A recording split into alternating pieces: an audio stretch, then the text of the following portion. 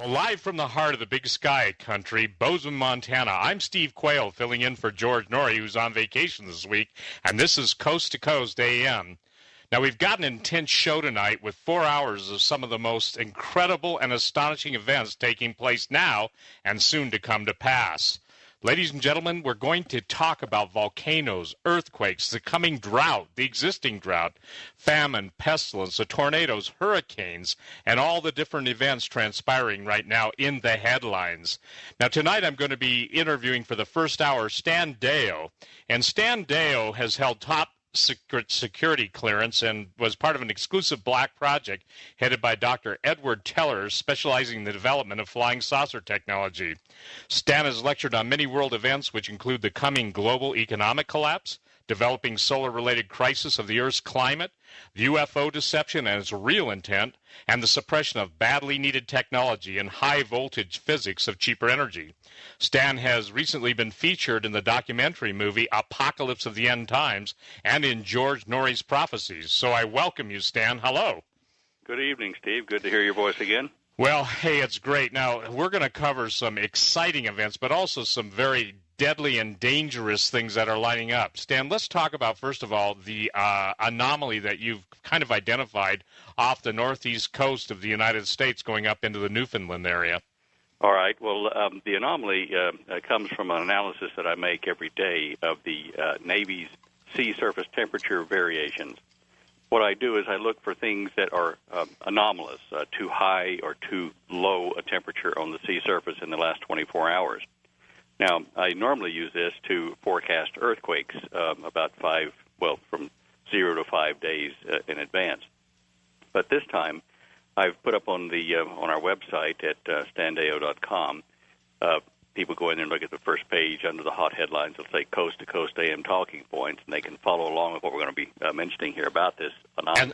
And Stan, let me spell your last name for everyone. Oh, yes. Yeah, you do that. You know, no one knows it better than you.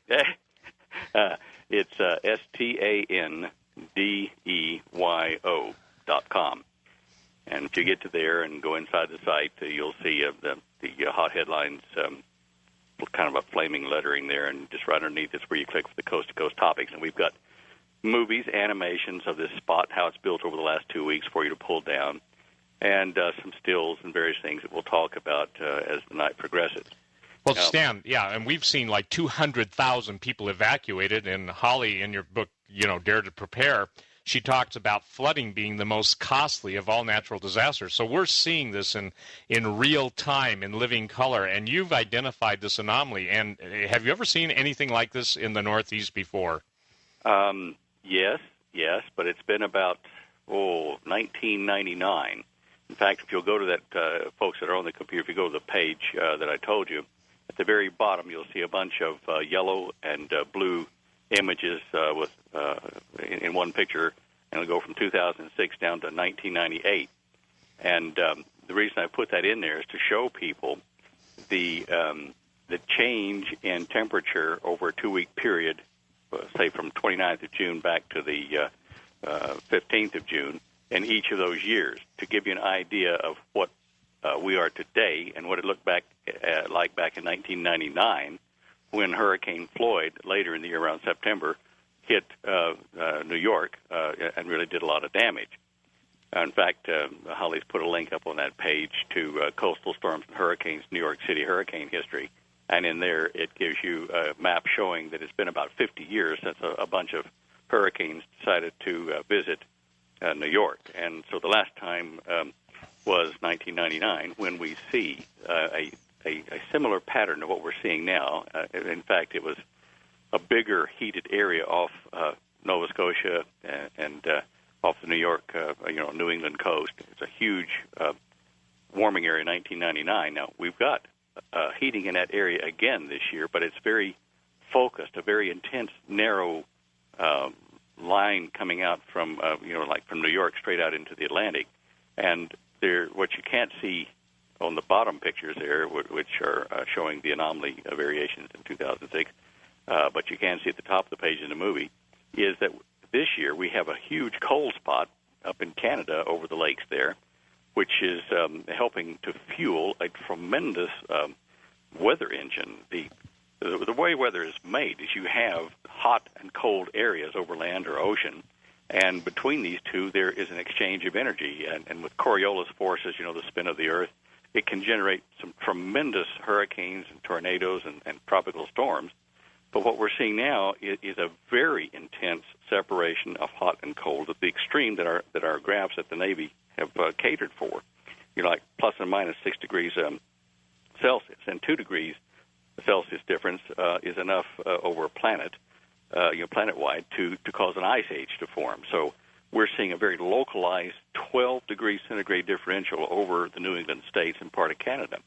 Do you think, too, this is why Allstate and some of the other insurance agencies have not so quietly decided no longer to provide insurance for specific areas? In other words, do you think, Stan, the insurance companies are privy to a lot of information that the general public might not be privy to, or be? Oh, sure. And based on what they're doing, it would seem, at least to me, that they are worried and they know something's up and something's coming, and they want to limit their liability as quickly as possible. Well, I'm sure if you talk to them, they would say, "Look, it's nothing personal; it's just business. We want to keep in business." But I mean, that's like the Undertaker saying, "Hey, I don't have to worry about running out of business as long as there's someone that needs their services." Yeah. What does this mean? I mean, what should we be looking for in the coming weeks? Because I mean, the intensity is pretty dramatic, and then when we get to the Gulf of Mexico, I want you to deal with that next, because again, from the amount of coloring on your illustrations, it appears like the temperatures are incredibly extreme. Look, all these things are integrated. Nothing is isolated. This superheating, this anomalous heating up in the northwestern Atlantic we're talking about, what I show in my maps is the deviation, or the anomaly over the normal temperatures. That is not like the temperature map down at the Gulf we'll talk about in a minute, because that's telling the anomaly down in its area, which is at hotter temperatures. I think we're going to see months of severe hurricanes and tropical storms this year, and I think that they're going to move up. At least one or two of them are going to move up toward the New England states and possibly hit New York, based on statistics. And if the insurance companies have been keeping good stats, and I'm sure they have, in their underwriting departments, they'd be looking at this and saying, look, the likelihood is very high that we're going to get hit this year on the New England coast. And flooding, as you have said, is a very bad thing. And a lot of the people up in that area aren't even insured for flood already. Some thought they didn't need to because it didn't flood very often. They've been there 20, 30 years and it hasn't flooded, so they don't buy it. But it's going to hurt us a lot. The flooding is not over, as you said. I think for the next couple of weeks we're going to see storms holding over that area, not going elsewhere, because that big wall of hot air coming up off the ocean air is forming like a curtain or a shield and forcing circulation of weather over eastern Canada and the northeast United States. So anyway, people can get an animation and see how quickly this is built in the last 2 weeks. I've got a close-up animation and a planetary animation, and you'll see there's no place on the Earth at the moment in the last 2 weeks that has accelerated the heat pattern over the water as rapidly as that we're talking about up off the New England coast and up near Nova Scotia. Now let's jump to the Gulf of Mexico, okay, because you're saying over the last 2 weeks, we've seen a sudden heating. Describe that for the listeners, if you would. Well, this is interesting because in May this year, they had a different scale for this map, the AVHRR satellite, which they used to get this data. They had a scale that went from 15 degrees to, I think it was 30 degrees Celsius, and the 30 was the darkest red, fiery color, and 15 was the cool kind of, blue. Well, at the end of May, they said, whoops, this isn't going to cut it. We've got to change to a different scale.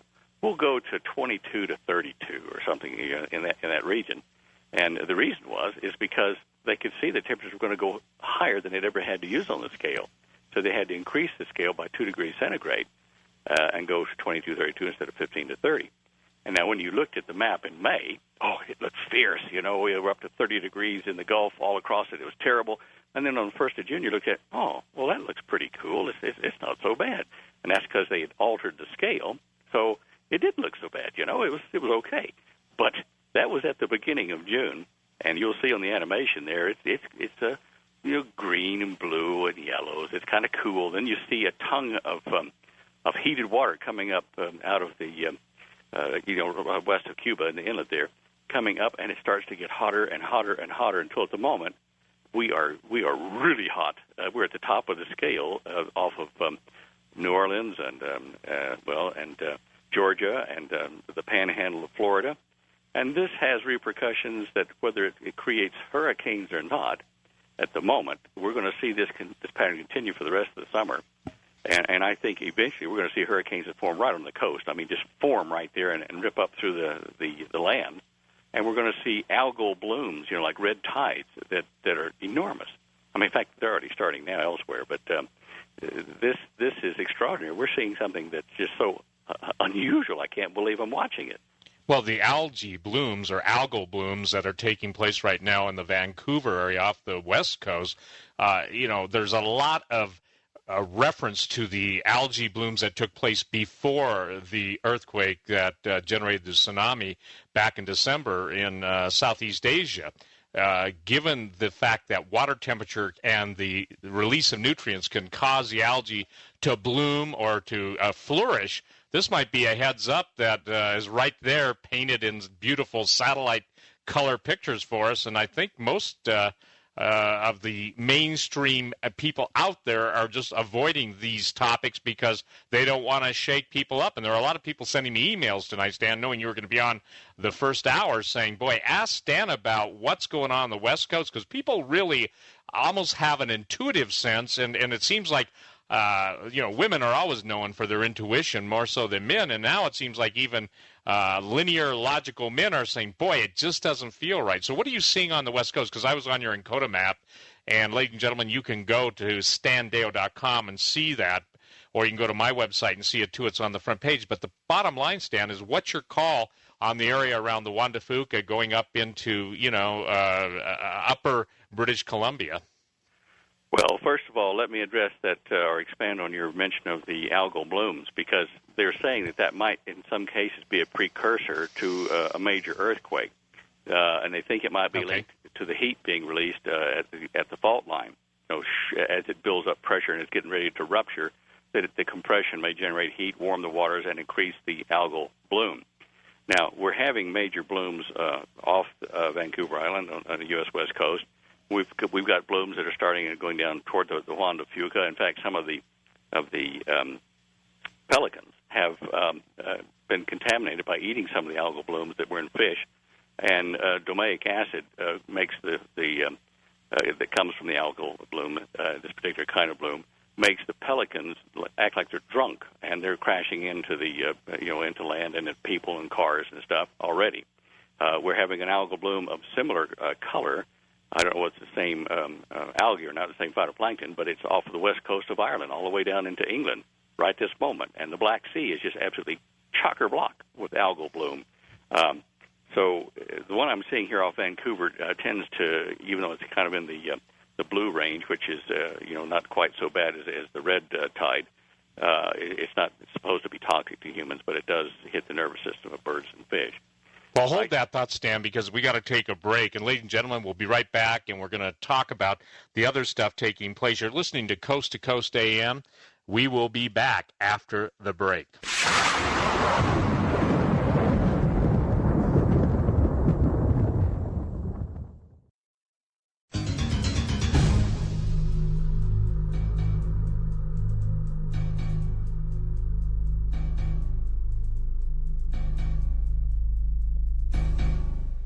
Welcome back, ladies and gentlemen. My guest this hour is Stan Deyo, and we're talking about the unusual earth changes, weather patterns, and what we can expect next. Now, Stan, we had to take the break, obviously, but the thing is that with the algae taking place, various parts of the world, I read an email today from a lady in Norway who said the fishing in Norway is at its worst in history, that even the fishing boats are coming in from the fjords empty. There's no local fish market anymore, and there's no fish in the store. Now, we're talking about some of the finest fishing grounds in the world, and that's an eyewitness report. And what you're talking about is heating up in even that area. And so we're talking about basically the F word, and the F word for this night's show is famine. We're talking about the events that can lead to that. And are you at all perplexed at the lackadaisical, almost the non-caring attitude of mainstream America and the rest of the world, and not realizing that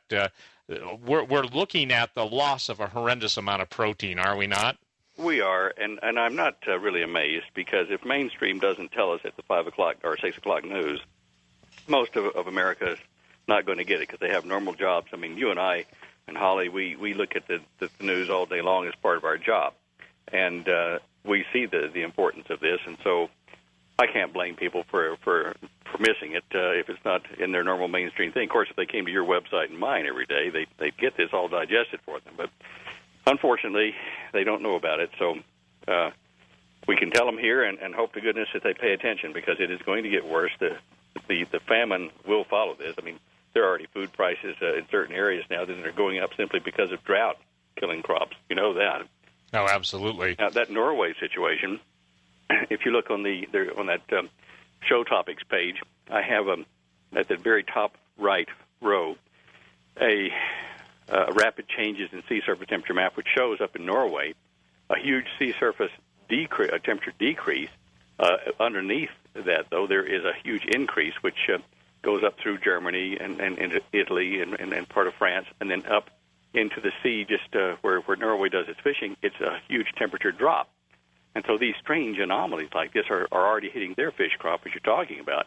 But if you look over on that map at the United States in that big area off the coast, you'll see a tremendous heat engine building there, just enormous. So anyway, that's the lady in Norway is telling the truth, and I think that we're going to get bigger reports, and I hope to goodness we can get people aware of the problem and start being more frugal with their food and buying extra stuff for supplies, because and probably in some places waterproofing it, because we're going to see a lot more flooding in the New England states and a lot more fires in the western states. I mean, they're already there now. We've got huge fires out there now. Absolutely. And Stan, let's talk, too, about the earthquake situation, because you've graphed on your website images going back to 1810, significant quakes.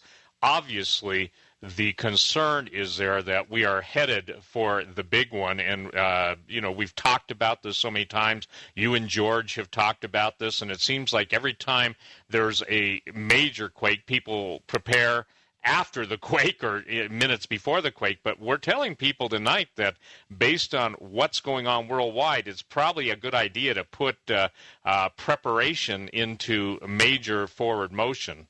Oh, I think so. You know as well as I do that, like in Florida, when the hurricanes are coming, that only 2 days before the hurricane's due to strike, people will go and clean the shelves of everything, including canned Brussels sprouts, and then rush out and put it in their car or whatever and drive off and think they're going to be safe, and maybe board up the windows if they can find a chipboard to put up.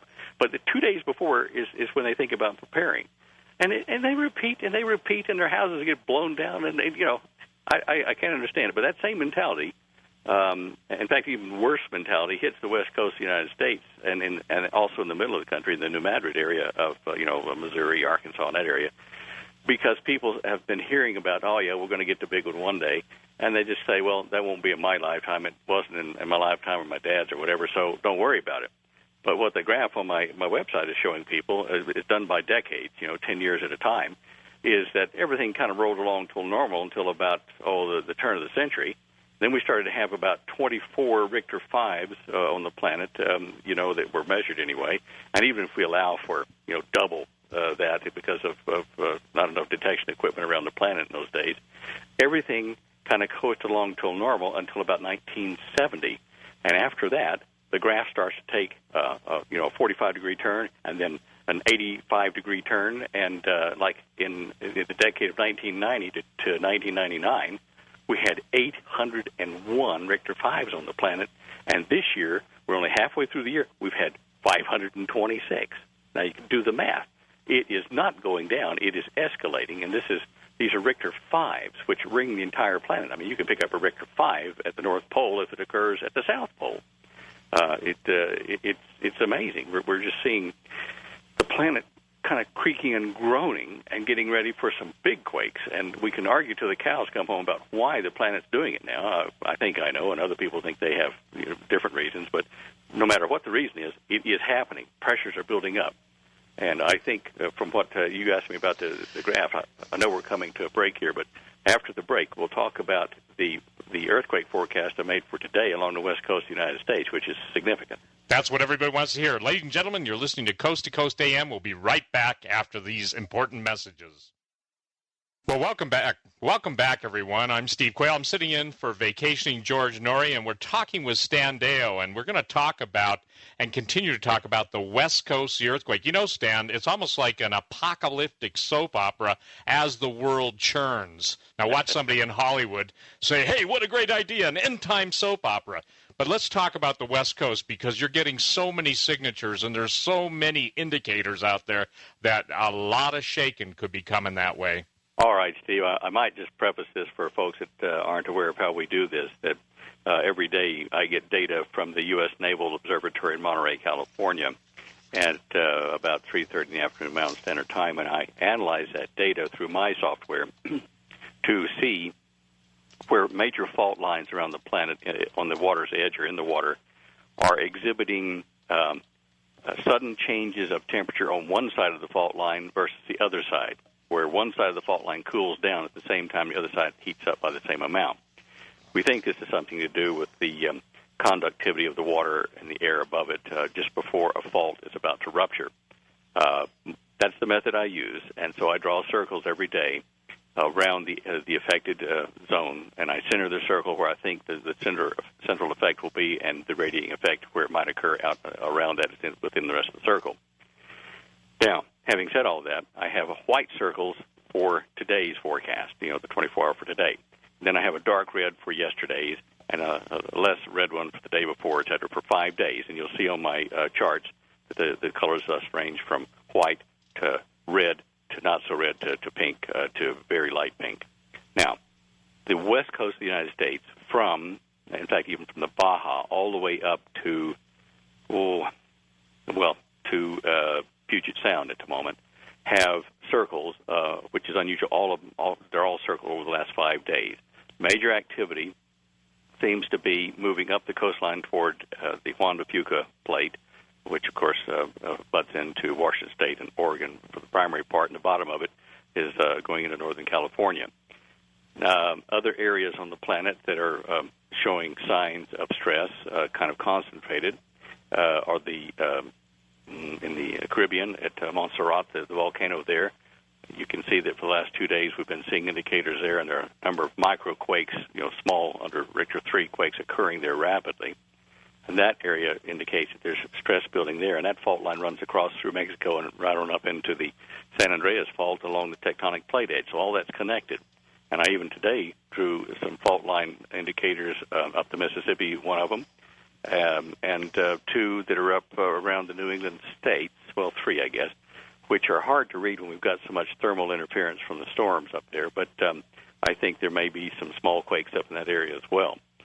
We're really watching the West Coast long term because that's where the big one is going to come, and we know it's building. There have been a number of fairly large quakes, 4 of them in the last few weeks, and it seems to be moving around that direction from the west side of the Ring of Fire.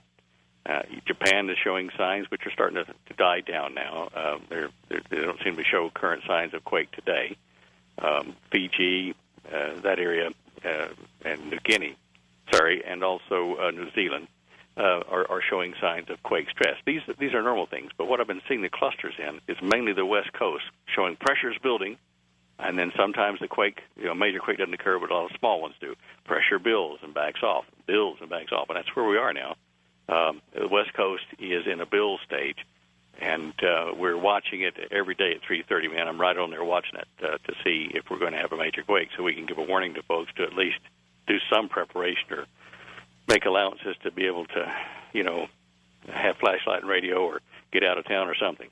Well, I think that people should be well advised that all they have to do is look in the eastern direction at what's happened to all the people that have been displaced by the floods, the worries, the fear. And, this is something that's got to get through to people. You know, Stan, it used to be people would talk about preparing for 72 hours. Now, even the federal government talking about the potential for an outbreak of bird flu or whatever genetically altered form of the virus is released. The point is they're talking about upwards of 90 days self-quarantine. Do you think that's probably maybe sitting in the back of people's mind in addition to the earthquake, in addition to the flood? And then in addition, let's talk, too, after you answer that question, about the asteroid that's going to pass close to Earth. Okay. Well, but, I mean, first question first. I mean, okay. You know, are you guys seeing, you know, you together have put out, Holly wrote the book, Dare to Prepare. You've produced, you know, your DVD on prudent places, or actually, forgive me. It's a CD, actually. It's CD, I apologize, CD-ROM. And yet, now are you seeing with all of the, let's say this, the disaster consciousness, are people starting to ring you up and go, you know, maybe it's about time I started thinking about being a little more prepared? It's funny you should ask that because, I guess for the last 4 or 5 weeks, you know, people have kind of died down and weren't too interested. We thought, well, they're going on holidays and things. And in the last 5 days, they have been absolutely racing the stuff off the shelf. People suddenly realized, you know, hey, we better do something. Look what's happening in the New England states. So, yeah, there are people becoming aware suddenly. And look, whenever they do it, it's better late than never. So we certainly chat to them and supply them the books and things. And a number of large corporations are asking us advice on that as well at the moment. So we're advising them too. Well, Stan, we're throwing a lot of data out there. But one emailer is saying, okay, what's the bottom line? What's stress the meaning? Stress the meaning. In other words, you know, make it as plain as you know how to make it, because I guess sometimes people just say, oh, yeah, we hear all the data, we see all the charts, we look at all the pretty pictures. Bottom line it for those people. Well, bottom line is, I'm a Christian, and I study biblical prophecy. And 10 years ago, the reason I got into forecasting earthquakes this way and analyzing the stuff was to see if we were anywhere near the time spoken of the Bible as the end times, because there would be an increase in earthquake in diverse places on the planet, it said. And that's why I started plotting this stuff. So my thought is that we are very close to maxing out in geophysical damage to the countries, to our crops, to people. We're right at the edge of a serious war over in the Middle East if this thing between the Hamas and Israel escalates any further, and it certainly looks like it's trying to. At this minute, it's escalating. Yes, I mean, literally, while you and I are on the air, let's tell everybody, obviously, it's morning over there, but at this minute, it's escalating, and even the Egyptians, and I don't mean to take away from this, but you brought it up, so let's go there, because it is escalating dramatically, and I don't think people realize. I'm watching, you know, as we're talking, I'm just watching overseas markets. I watch a lot of stuff. I've been able to read and talk at the same time, so I guess that's a good thing. But I can just tell you this, the overseas financial markets now, the Asians are going into the precious metals market big time.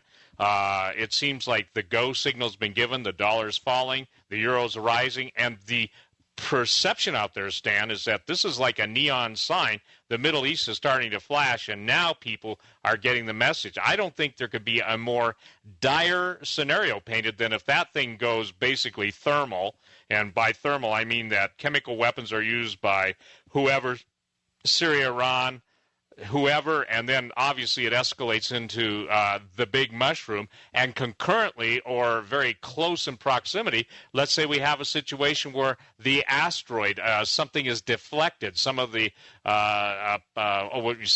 larger pieces are coming towards Earth. I mean, I can literally see a pretty dire set of situations, or a dire situation that's building. Well, I don't know whether this asteroid is going to be the one. I think it's just a matter of time that we're going to get hit by a significant-sized asteroid. But certainly the Middle East situation and the global weather situation are indicators that people need to do two things. They need to get right with their deity, with God, because I think a lot of people are going to die and meet God. And I don't care what religion they are, but there is a God, a one God, and I refresh people's memory, in a foxhole there are no atheists, and we're approaching the time when each of us is going to be in our little local house foxhole trying to survive from famine, from war, from catastrophic winds and bird flu and from fires. It doesn't get better. Well, Stan, no, it doesn't. Hold that thought because we got to take a break. We'll be right back with more Stan Deyo. Stay tuned, everyone.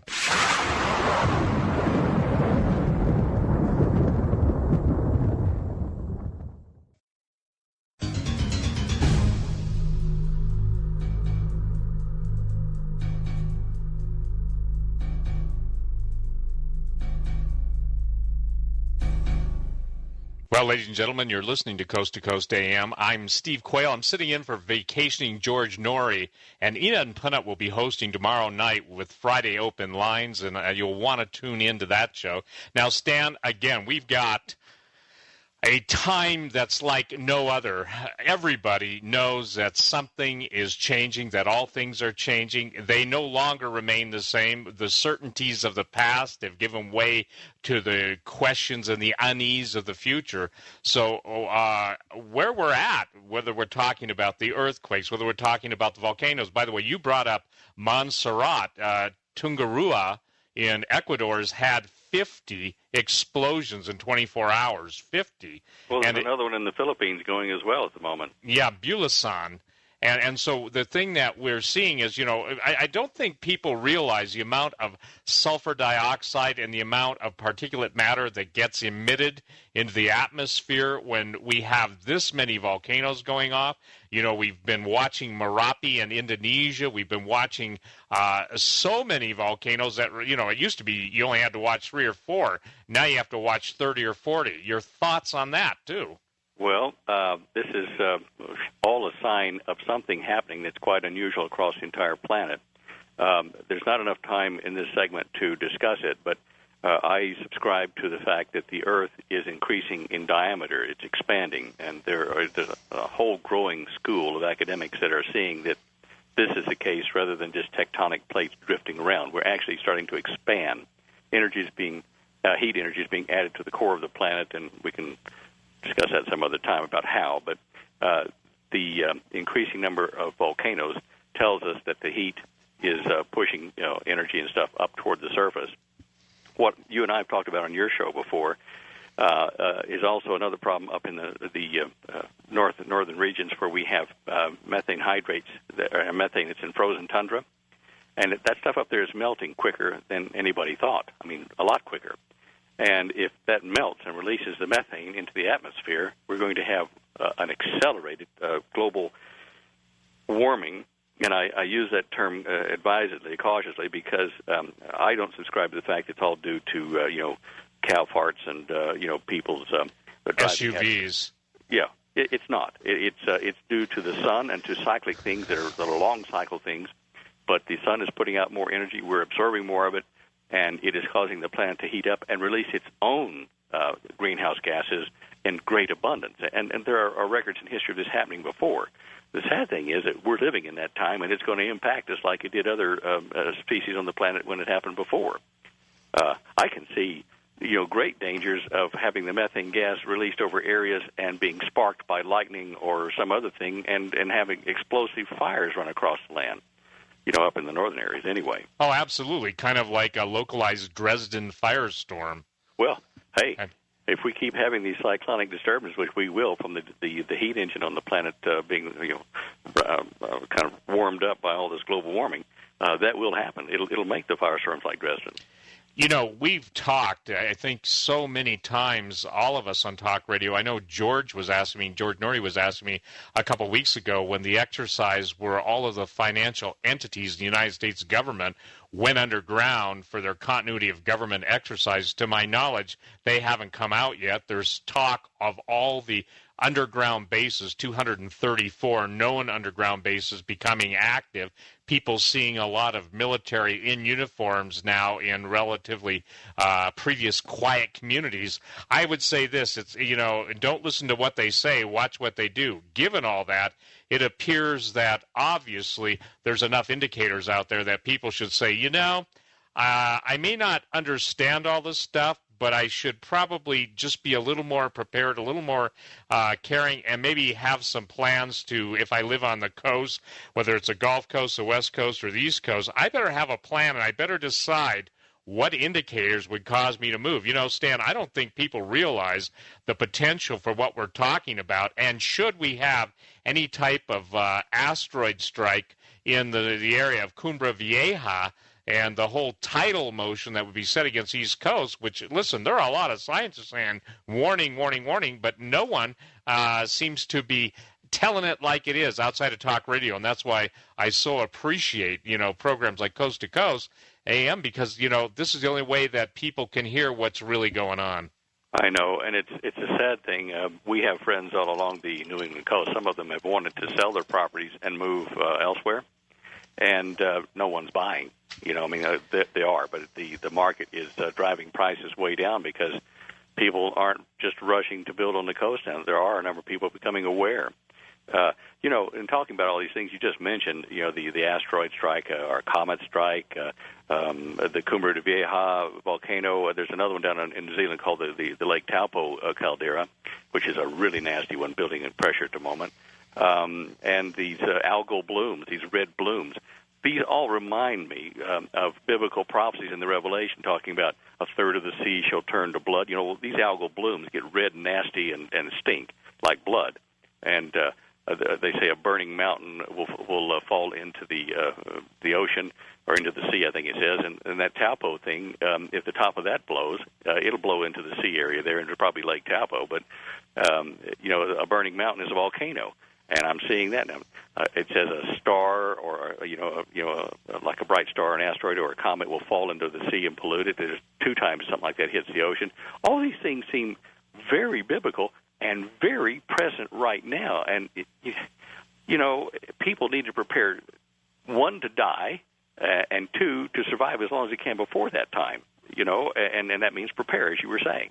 Right. I just can't see why people don't understand how critical the situation is.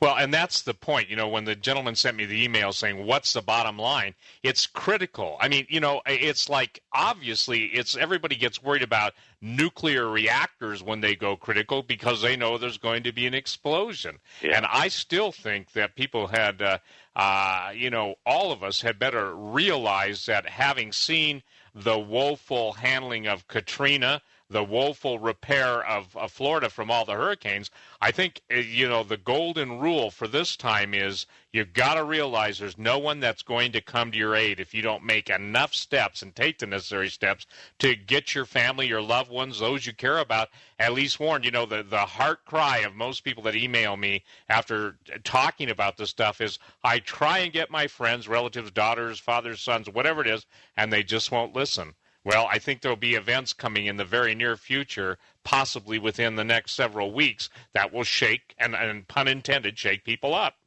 The thing that really makes me feel bad, there are a lot of people around us the same way. And Holly and I prepare for ourselves and our family and, do the right thing. But when the disasters hit where we are, and there will be disasters hit here too, there's no absolutely safe place, we're going to see neighbors and friends in brackets come over and say, hey, look, we know you got stuff over there, give us some. And, we're going to have to figure out how to handle that without hitting them over the head, because we warned them, and this is for our family. Yep. And we put a little extra aside just in case that happens, but once that's gone, it's too bad. Yeah, I have an answer to that. For people that are concerned with that, I can tell you this, and I'm serious. Get a hold of Stan and Holly. Get their book, Dare to Prepare. Now, I'm not kidding when I say this. And if you don't want to give it to them openly, go put it in their mailbox. And somebody said, well, you can't do that. Then put it on their front door. Buy it for your friends or relatives, those who don't believe, because they may not pick it up now, but most people won't throw a $30 book away. And by the way, ladies and gentlemen, you can get a hold of Stan after the show, or tomorrow. Let's say tomorrow at 719. 547-9100. That's 719-547-9100. And I got to share with you, Stan, I have a lot of people that send me emails saying thank you for telling us about it. Because, again, I tell everyone the most important survival equipment you have is that which starts above your shoulders. And you've got to have an attitude that, look, I'm going to deal with this stuff when it comes my way. And as we're warning people, I tell people the more information they get, the less fear will be present. And that's the whole point in talking about this, is disarm the fear factor and give people the faith factor and the victory attitude instead of the victim attitude. Absolutely. Look, we can survive this. I do want to make that point clear. On the coast, probably we'll have trouble just due to location, but we can survive this if we are wise, we are prudent. Well, amen. Stan Deyo, thank you for coming on with me tonight. Enjoyed it. Thank you, Steve.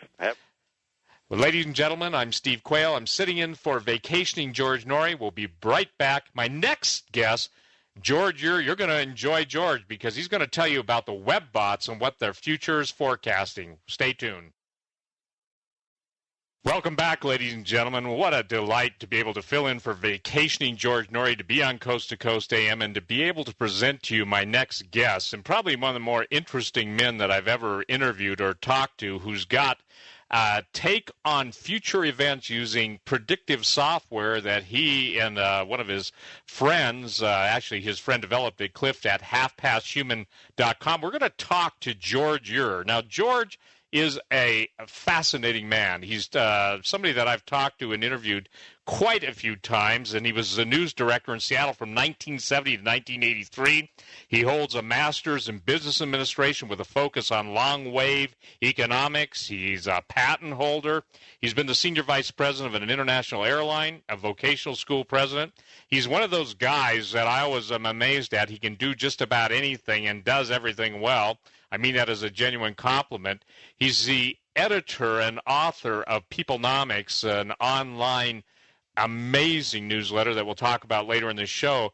But tonight we're going to talk about the web bots and the web bot forecasts, and it's going to be probably one of the more interesting things I think you've ever heard. Hi, George. How you doing, Steve?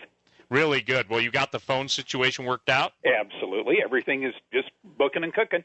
Well, that sounds great. Well, let's go right into it because I want to cover so much territory, and I want you to explain what is a web bot. Yeah, it is an interesting concept. Basically, I was operating my website, urbansurvival.com, that I started when I was finishing up a master's in business. It was a capstone project, and it focused a lot on long-wave economics. All of a sudden, in about June of 2001, I received an email from a group that identified itself initially only as a think tank located in the Pacific Northwest. And they proposed in an email that language shifts precede major events. In other words, the day-to-day speech that goes on the Internet somehow changes a little bit just before major events. And it can occur anywhere from one day to a year or longer before major events.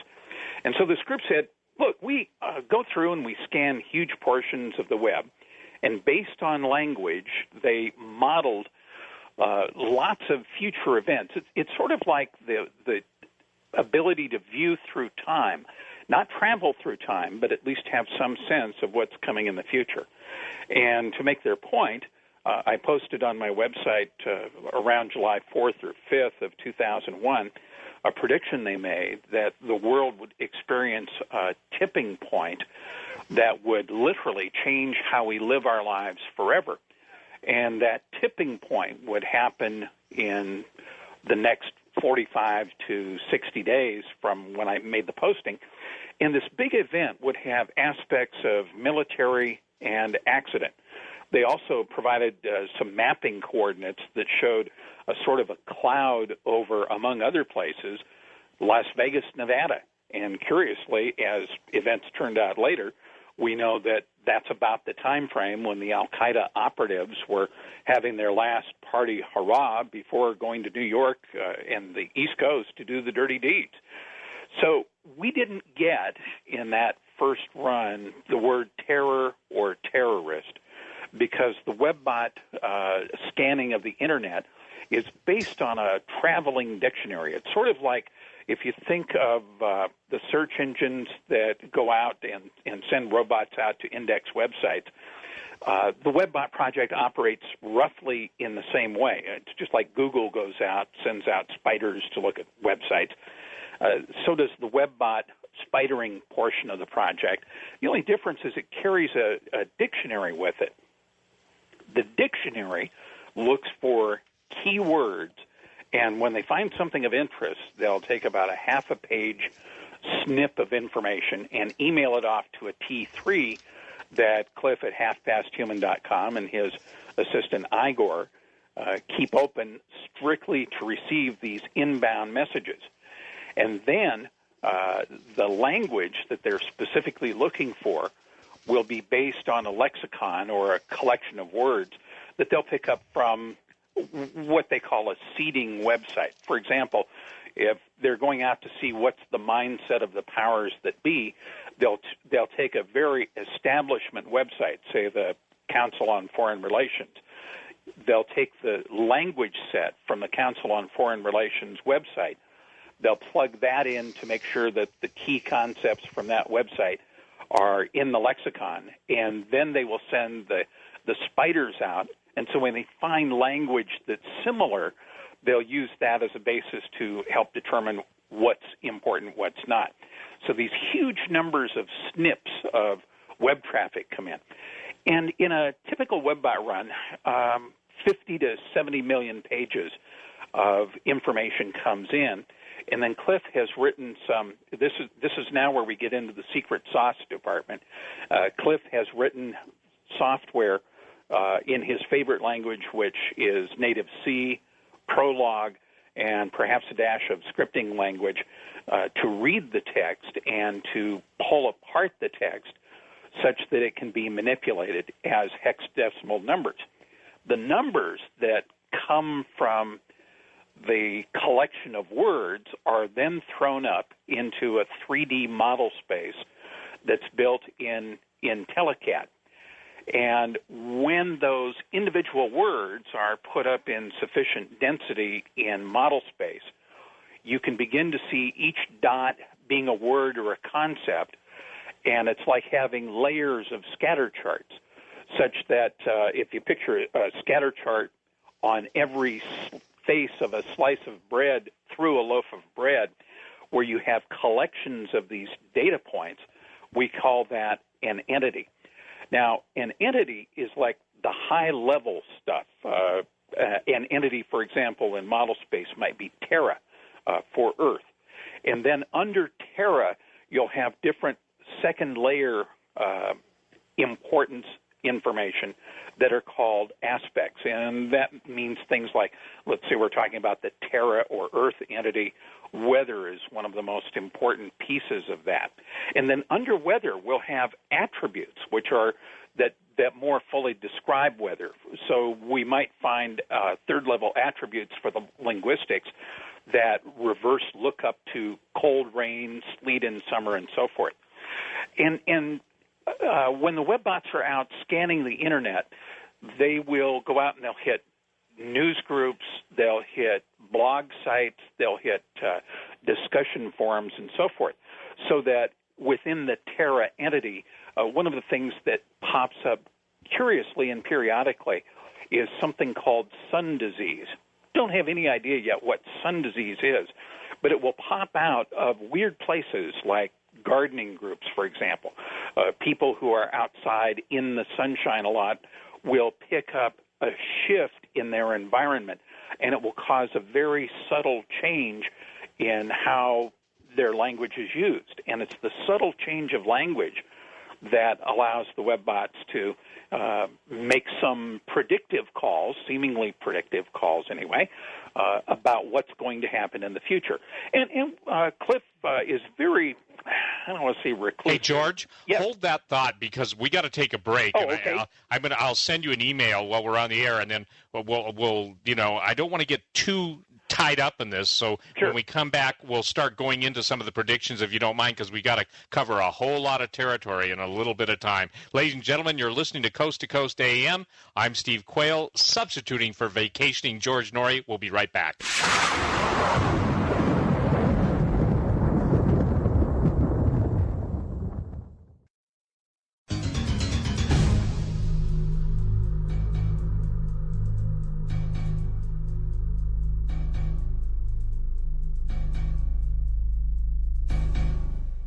We're back, ladies and gentlemen. I'm interviewing George Ure of urbansurvival.com. George, again, I want to just kind of get us into the meat. Thank you for explaining that. Someone's saying, give us the meat. You know, it's kind of neat because you can put all the stuff above the line, and you've done that. Now let's go to the bottom line and get into that, because some of these things are going to take time for you to explain. Sure. The successes that have come out of the WebBot project have really been quite startling.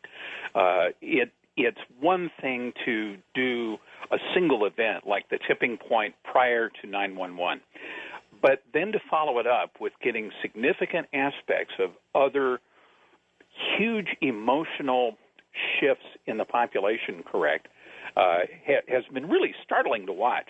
We got the attack on House or Assembly. We got aspects of the American 587 crash. One of our best, because it's almost a perfect fit, was the Northeast power outage. We got the D.C. sniper case. In fact, we were talking about the military connection and trouble within the Klan, indicating more than one person being involved in that case long before that came out in conventional media. Another big hit was the Columbia Space Shuttle disaster.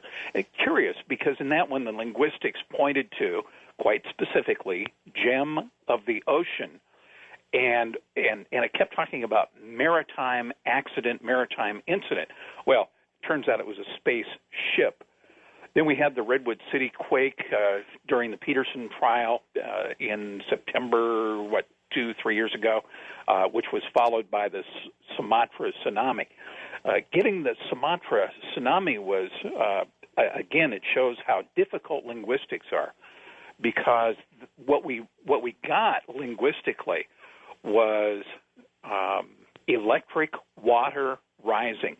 Had no idea, what is electric water rising? So it turns out it was a shocking rise of water.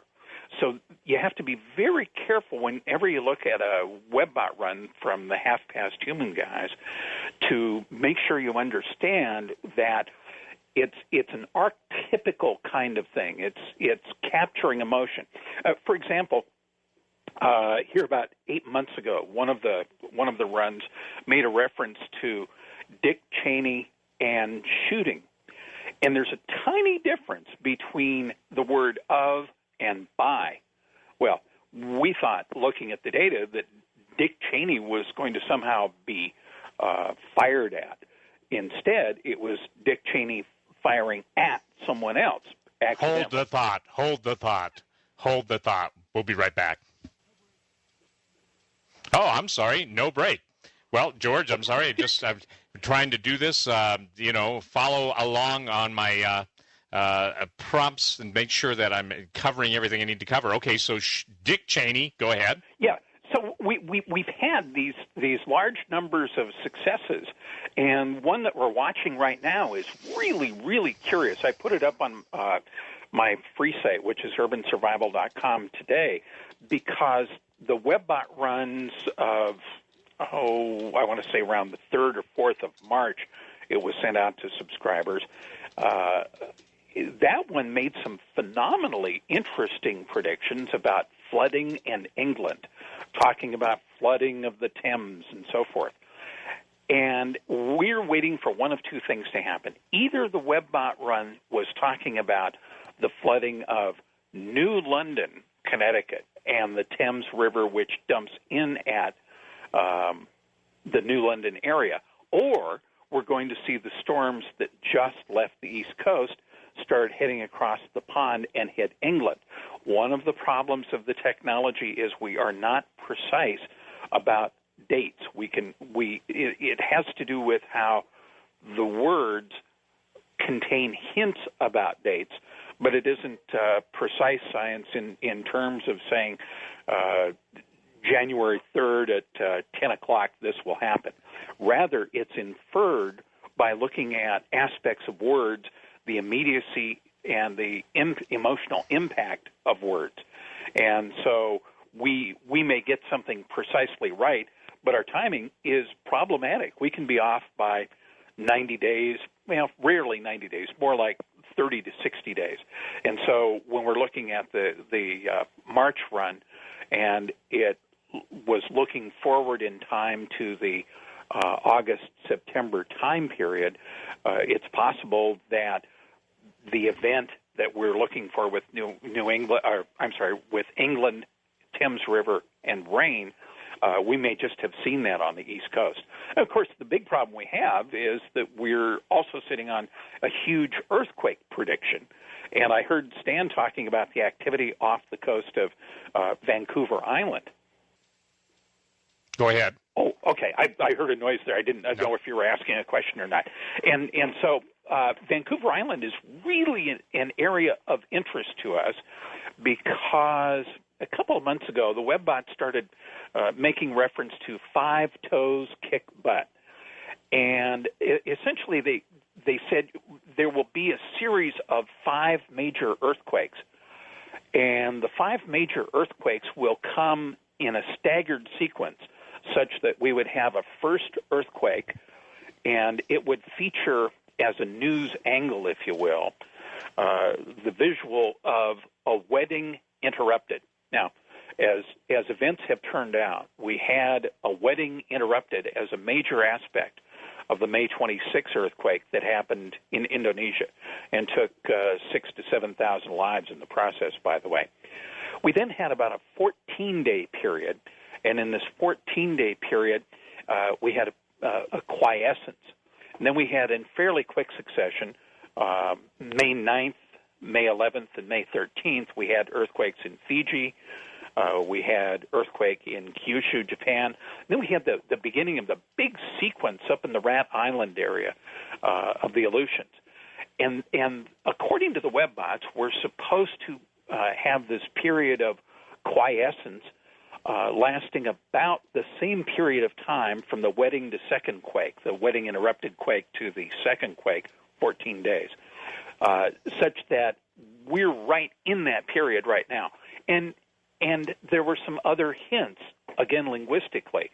The hints were that this big earthquake would involve people running around in the middle of the night, either 20 million people or 20 million legs, which would be 10 million people, and that there would be lots of foot injuries because people, if you look at the linguistics again and try to just almost emotionally feel what would that news event be like, it would be like if there was an earthquake, say, tonight, and happening maybe an hour or two from now, so that's the middle of the night, people getting up and stepping on debris, broken glass, and so forth, such that we'd have lots of foot injuries.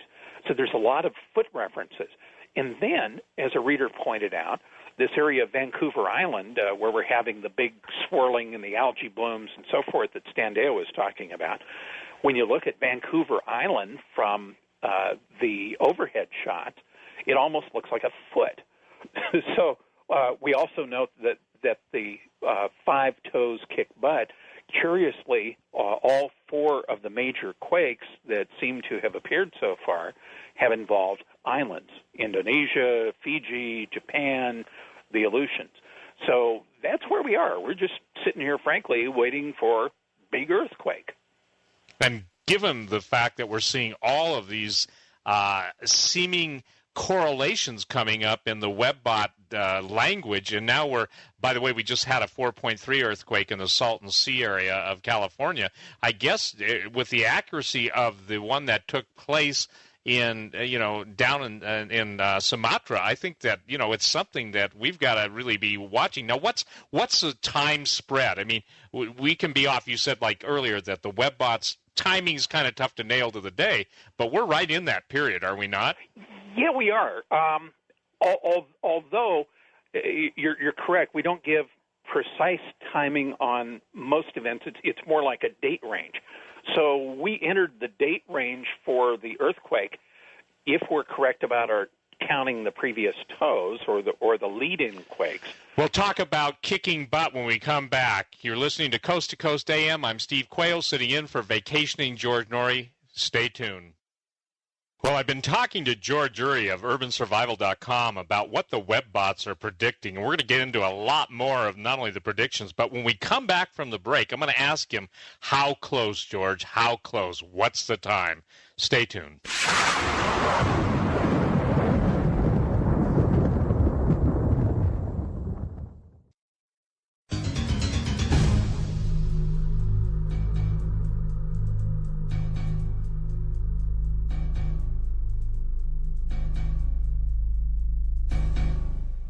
Well, everyone, I'm sure your question is the same as mine. George, obviously the emails are coming in.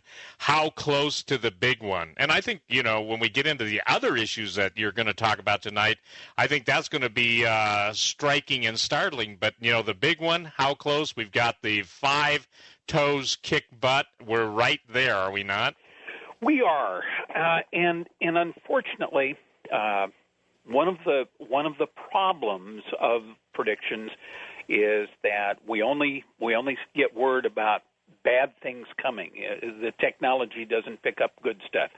And as far as how close, frankly, Steve, it could happen tonight while we're talking about it. It literally is that close. Let me just read one little segment from the current prediction about this earthquake. Please do. Within the supporting set for the butt getting kicked, the aspect attribute sets are running heavily toward such phrases as blood dries on the roadway, blood of many mingles on the roadway, and feet bleed sorrow for or from many. And the data continues in pretty much the same vein throughout the rest of the supporting set. Many references to blood, small wounds, wounded feet. If we follow the waxing moon aspect set down to its supporting layers, we find that the final phase of the waxing moon cycle is showing as the time of the earthquake, and that afterward the whole area participates very heavily in something which, by the way, has been in the predictions now for coming up on 18 months, an encounter with scarcity. Now, the waxing moon, for those who don't understand how the moon works, the waxing moon is the growing part of the moon. In other words, as the moon goes from a new moon to toward full moon, that's called waxing. After the full moon until the moon goes away is called waning, and that cycle repeats and so forth. So we then have, today we're at about 17% of full moon, and we are in the waxing period. This will continue for another, roughly 4 or 5 days. Then we'll get up to full moon. It's actually longer than that, closer to a week. Then we'll get up to full moon. And so from a when to worry about this big earthquake happening in the middle of the night, it will then go into a period of quiescence, at least if the moon aspect is correct, until we get around, let's say the 20th, 25th of July. And once again, then we get into this waxing or new moon phase. And then one more period happens at the end of August. So we've got 3 chances to hit correctly as far as the moon is concerned. But now remember that the forecast also says that this big 5 toes kick butt earthquake series will be over with by September 21st. So we can throw out September with some confidence and say, not going to happen then. It's going to be between now and then. Again, because of the way the other earthquakes have worked out. We've had the 4 toes, if our count is correct, tonight, tomorrow night, maybe Sunday night, but that's when we're in this waxing moon cycle. So literally, Steve, if you said, George, we just had this big earthquake and it happened even while we're talking about it tonight, would not surprise me at all. Well, I can tell you this, that obviously people would be scrambling to find out about the technology. I think, too, it's really important, ladies and gentlemen, that you understand that there's some very, very well-heeled individuals, I mean global investor types, that pay for this because the bandwidth is phenomenally expensive and stuff. And so the service that's being given by Cliff at Half Past Human, Igor and George's interpretation and posting it up on his website, urbansurvival.com, is really, I would say, a flashing warning, like, to take it seriously. Now, let's jump to the shortages, because you've done something that no one else ever really even began to put into a graph form or an understandable presentation, George, and that's the bots, we'll just call them bots, are really showing and have rightly determined and declared before it even happened how many items are becoming in short supply. Oh, we've got all kinds of items going into short supply. You're right. The linguistics have talked about the USA having an encounter with scarcity in late summer of this year, but we're already starting to see the emergence of shortages. Some of the shortages we have run into so far, we've had scattered food shortages, we've had the drought causing expensive vegetable prices, meat prices we look to be going up. We have found early on, when I started tracking the shortage chart, one of the things paradoxically that was missing early on was 7.6239 ammunition. That's kind of a weird thing to have crop up, but a number of readers of my website thinking about shortages said, I was at a gun show here or there, and I was looking for ammunition. Couldn't find it. And it's still true to this day. I've called some of the largest sporting goods dealers in the country. My wife and I live out in the middle of East Texas, far away from any big towns, and we occasionally will have use for what I call coyote repellent. And 7.6239 ammunition and an SKS is one way to keep the coyotes at bay. And this ammunition's been missing. I know, Steve, you've got some connections into that world. You're seeing the same thing, aren't you? Oh, absolutely. And I think that people need to understand that, again, the bots are picking up anomalies. Now, when you think of shortages, most people think of, first thing, gasoline shortages, food shortages and stuff. But what's been striking is the accuracy, George, of the defined shortages. And I mean, even to the point of specific ammunition, but even, look, before copper exploded going into the $3,500 to $4,000 a ton price. I mean, we were hearing from plumbers, both you were hearing from your subscribers, listeners, I was hearing from my subscribers, listeners, and everyone was saying, look, it's getting tough to find copper wire, copper tubing, building supplies, and it wasn't just the how would I say, the run-of-the-mill general stuff like, let's say, wheat and flour, although the forecast for the wheat harvest, and some of the listeners that listen to me are in the commodities trading field, they're saying, boy, it's dire for this, dire for that. But you started to track how many times the word shortage appeared on the different internet search engines. Yeah, and we actually started doing that March 15th. So the reason I started back then was because that's how much lead time we've had on the shortages, the scarcity, the encounter with scarcity that's coming this summer. And it seems to be pretty real. We go through these little cycles. We're at a low point now on Google. As of yesterday, we had gotten 12,600 was the number of hits on the word shortage. But at the same time that's going on, we've seen, and you and I have talked about this prior to the show, we've seen leftover hurricane damage from Katrina and Rita. A lot of stores on the East Coast are selling 4-pound bags of sugar instead of 5 because we haven't yet fully recovered the sugar processing capability that was destroyed during the hurricanes. You don't hear about that stuff in mainstream media, but you sure notice it when you go shopping. Another thing that's most curious, MREs, freeze-dried foods. It's like there's somebody or something out there beyond the war in Iraq sucking up just about everything that can come out. And again, you've got some first-hand contacts in that freeze-dried food arena. Well, in the freeze-dried food arena, there's probably less nationally than, half a dozen manufacturers. And when people start to see the floods, start to see the different disasters, everybody runs for the very few suppliers at the same time. And based on what I'm hearing and having been associated in that field for over 30 years, I can tell you, George, they're real. The shortages are real. Some people are being told they have to wait 6 weeks, 8 weeks, some even longer than that. So, again, the specifics that the bots defined in their runs are, I'm finding, to be absolutely true to form in the marketplace. And there's another curious one. Some stores across the south of the U.S., auto parts stores and so forth, have had some spot shortages of motor oil. And we just had last week a fairly good-sized oil spill down in the Lake Pontchartrain area in New Orleans. And the Coast Guard had a big oil spill they were cleaning up, and that may further impede some of the petroleum manufacturing.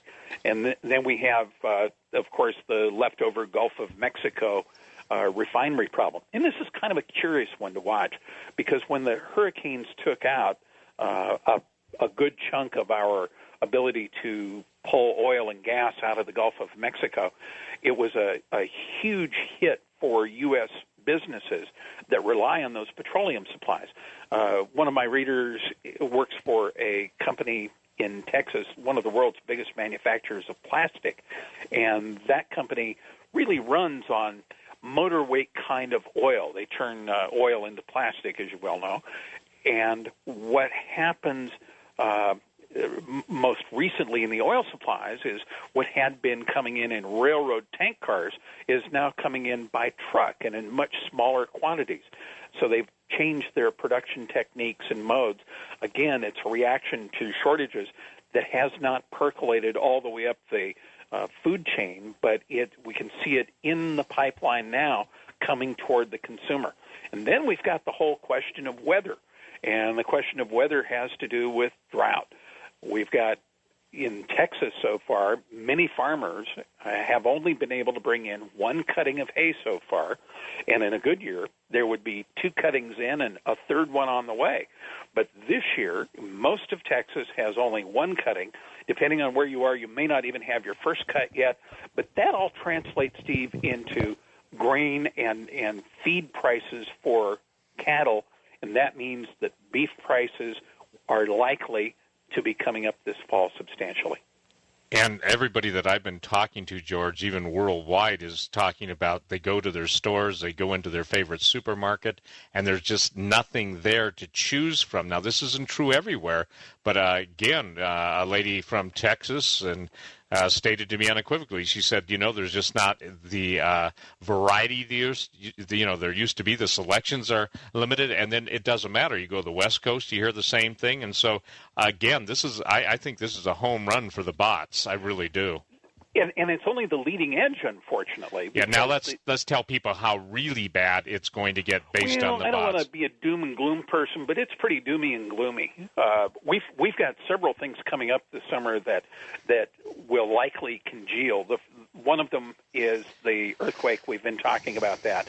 So if the earthquake comes along, the initial reports on the earthquake aren't going to appear to jeopardize supply chains, but it will be realized in some period after the quakes that there will be much more of a supply chain impact on the country than had first been thought.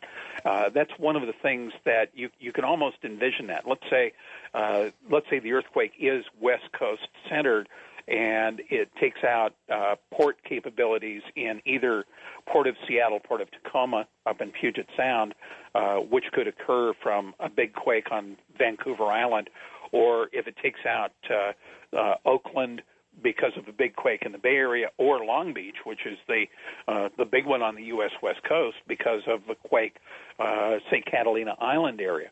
Well, if we have any of those things, we could have literally, Steve, a quake of, say, 7.2, 7.4 out in Catalina or along San Andreas that could do enough damage to the port of Long Beach that we would start seeing shortages emerge. We get so much of our goods from places like Taiwan, Korea, Japan and largely China. And retailers are already making some very interesting changes in how they conduct their business. I don't know if you've been into a Walmart lately, but a lot of Walmarts are going through what's being described as remodeling.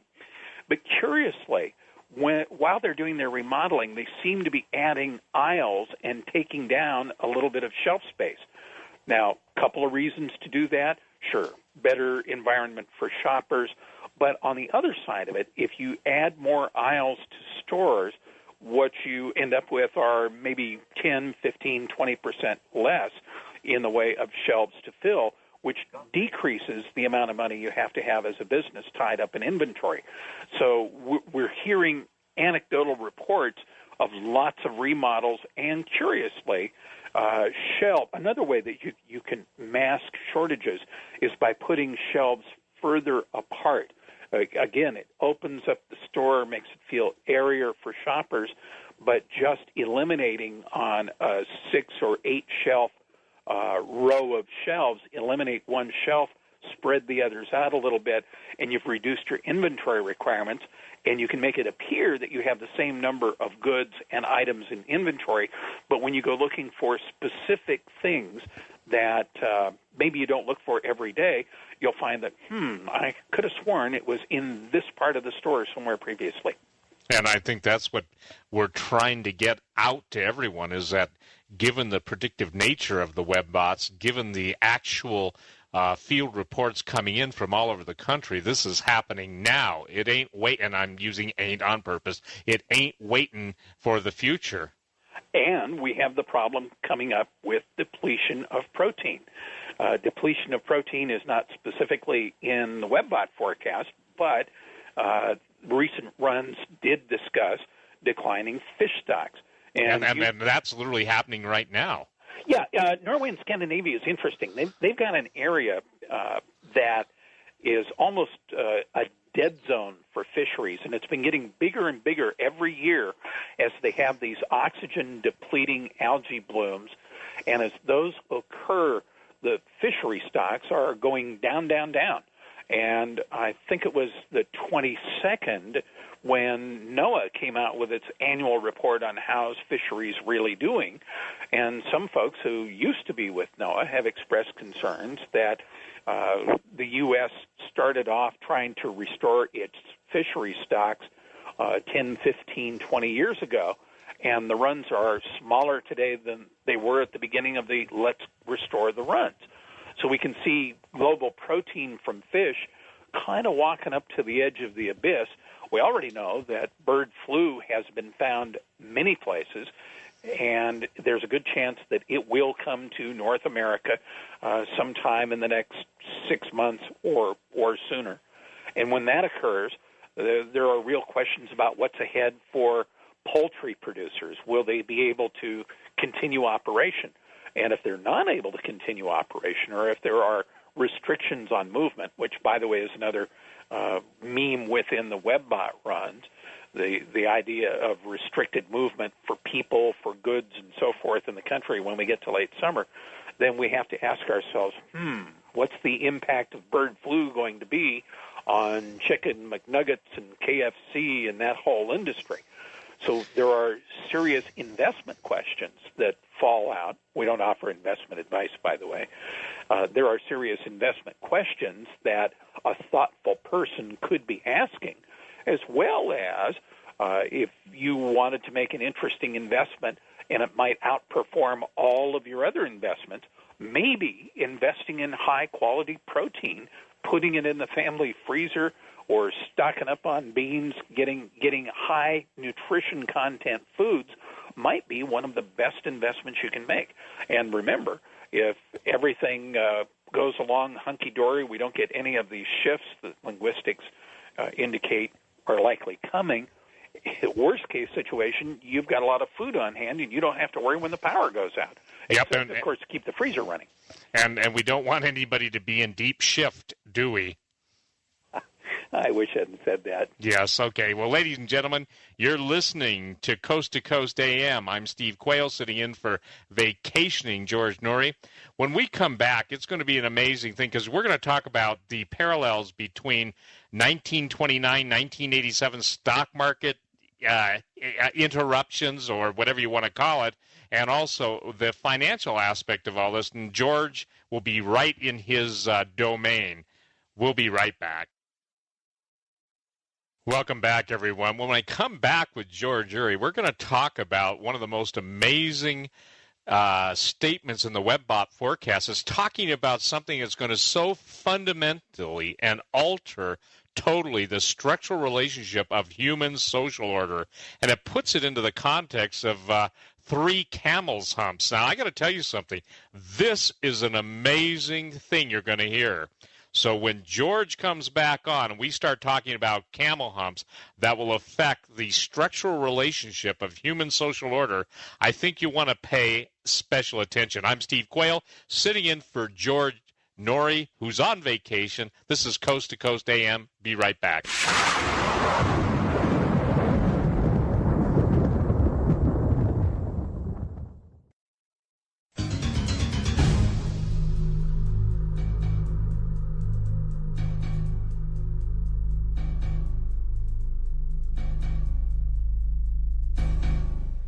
We're back, ladies and gentlemen, with a very special guest, George Ure of Urban Survival. Now, George, probably one of the most profound things that I've ever read or seen, or that you've ever drawn my attention to, that came out of the current run and even the previous run, let's talk about the three sets of changes which will alter the structural relationship of human social order. That's not a good thing, is it? Well, yeah, it's probably a large change, no question about it. The guts of it is that the model space, when progressed past the summer solstice, which we just passed here on the 21st, and into July, should take on the appearance of a three-hump camel. And within each of the humps in model space, we end up seeing three things. We see volcanoes and earthquakes, and as you and I have been talking about, that could happen today or tomorrow. We see something having to do with space, solar system, and then we have the oceans and water. A couple of these might fit together. For example, if we had a major rip along the west coast of the U.S., like the 1,200-mile rip that occurred down off Sumatra in late 2004, think about what that would do. First thing it would do, we've got, what's the volcano you mentioned talking to Stan that was going off in Ecuador? Tungurahua. Yeah, so you've got Tungurahua.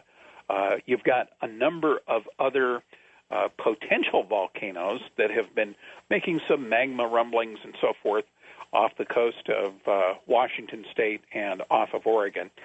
And so if you have this big picture of the world, and you look at what could happen in terms of three humps, you could have an earthquake, and that would perhaps mark the beginning of a major eruption, which would then spread around the world, large amounts of ash and so forth. Remember when Krakatoa went off, we had the year without summer, what was that, 1816, someplace back in there, and there was actually snow in Boston in late summer. So we could have that being two of the camel humps. And then we also have this aspect of space solar system. Now, curiously, on the 3rd of July, we have this near miss by a huge asteroid that's going to pass, 1.1 lunar distances away from the Earth. And in astronomical terms, that's a very close shave with a planet killer. The problem is that planet killers maybe don't travel alone. So we could have, say, a large, remember, what was it, last month or earlier this month, we had that large meteorite went in over Norway and set off almost as much energy as an atomic bomb. So we have that kind of potential. So if you picture the world experiencing a major earthquake, major set of volcanic events, maybe even something that would change sea level, and then something coming in from space and hitting whichever ocean, it doesn't really matter at that point, then you could very easily have a fulfilling of this three humps of the camel imagery that pops out of model space. And then again, just what that would do to human social order. Now, this is something too. The bots have stated 20 million people, or not 20 million people, 20 million. It could be 10 million people with two legs each, the 20 million number.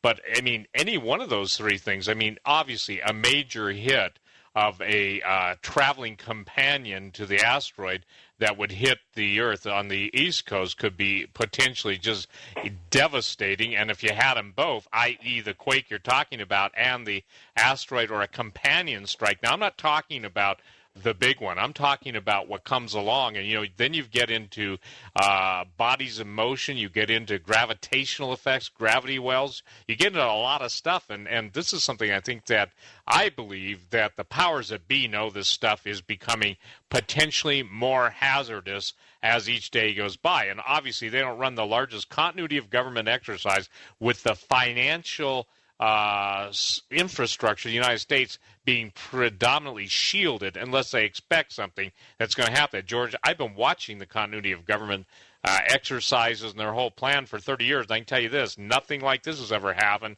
And my sniffer, I've got it out and talking to different people, I can tell you that there's more to the space, the debris, than we're hearing, even from, quote, the official scientific community. They're told to shut up, and they're only allowed to say certain things. But, hey, we can come on and say, something tells us, based on all the work of Cliff at Half Past Human and what you're saying and writing about, that there's more to this than what we're now being told.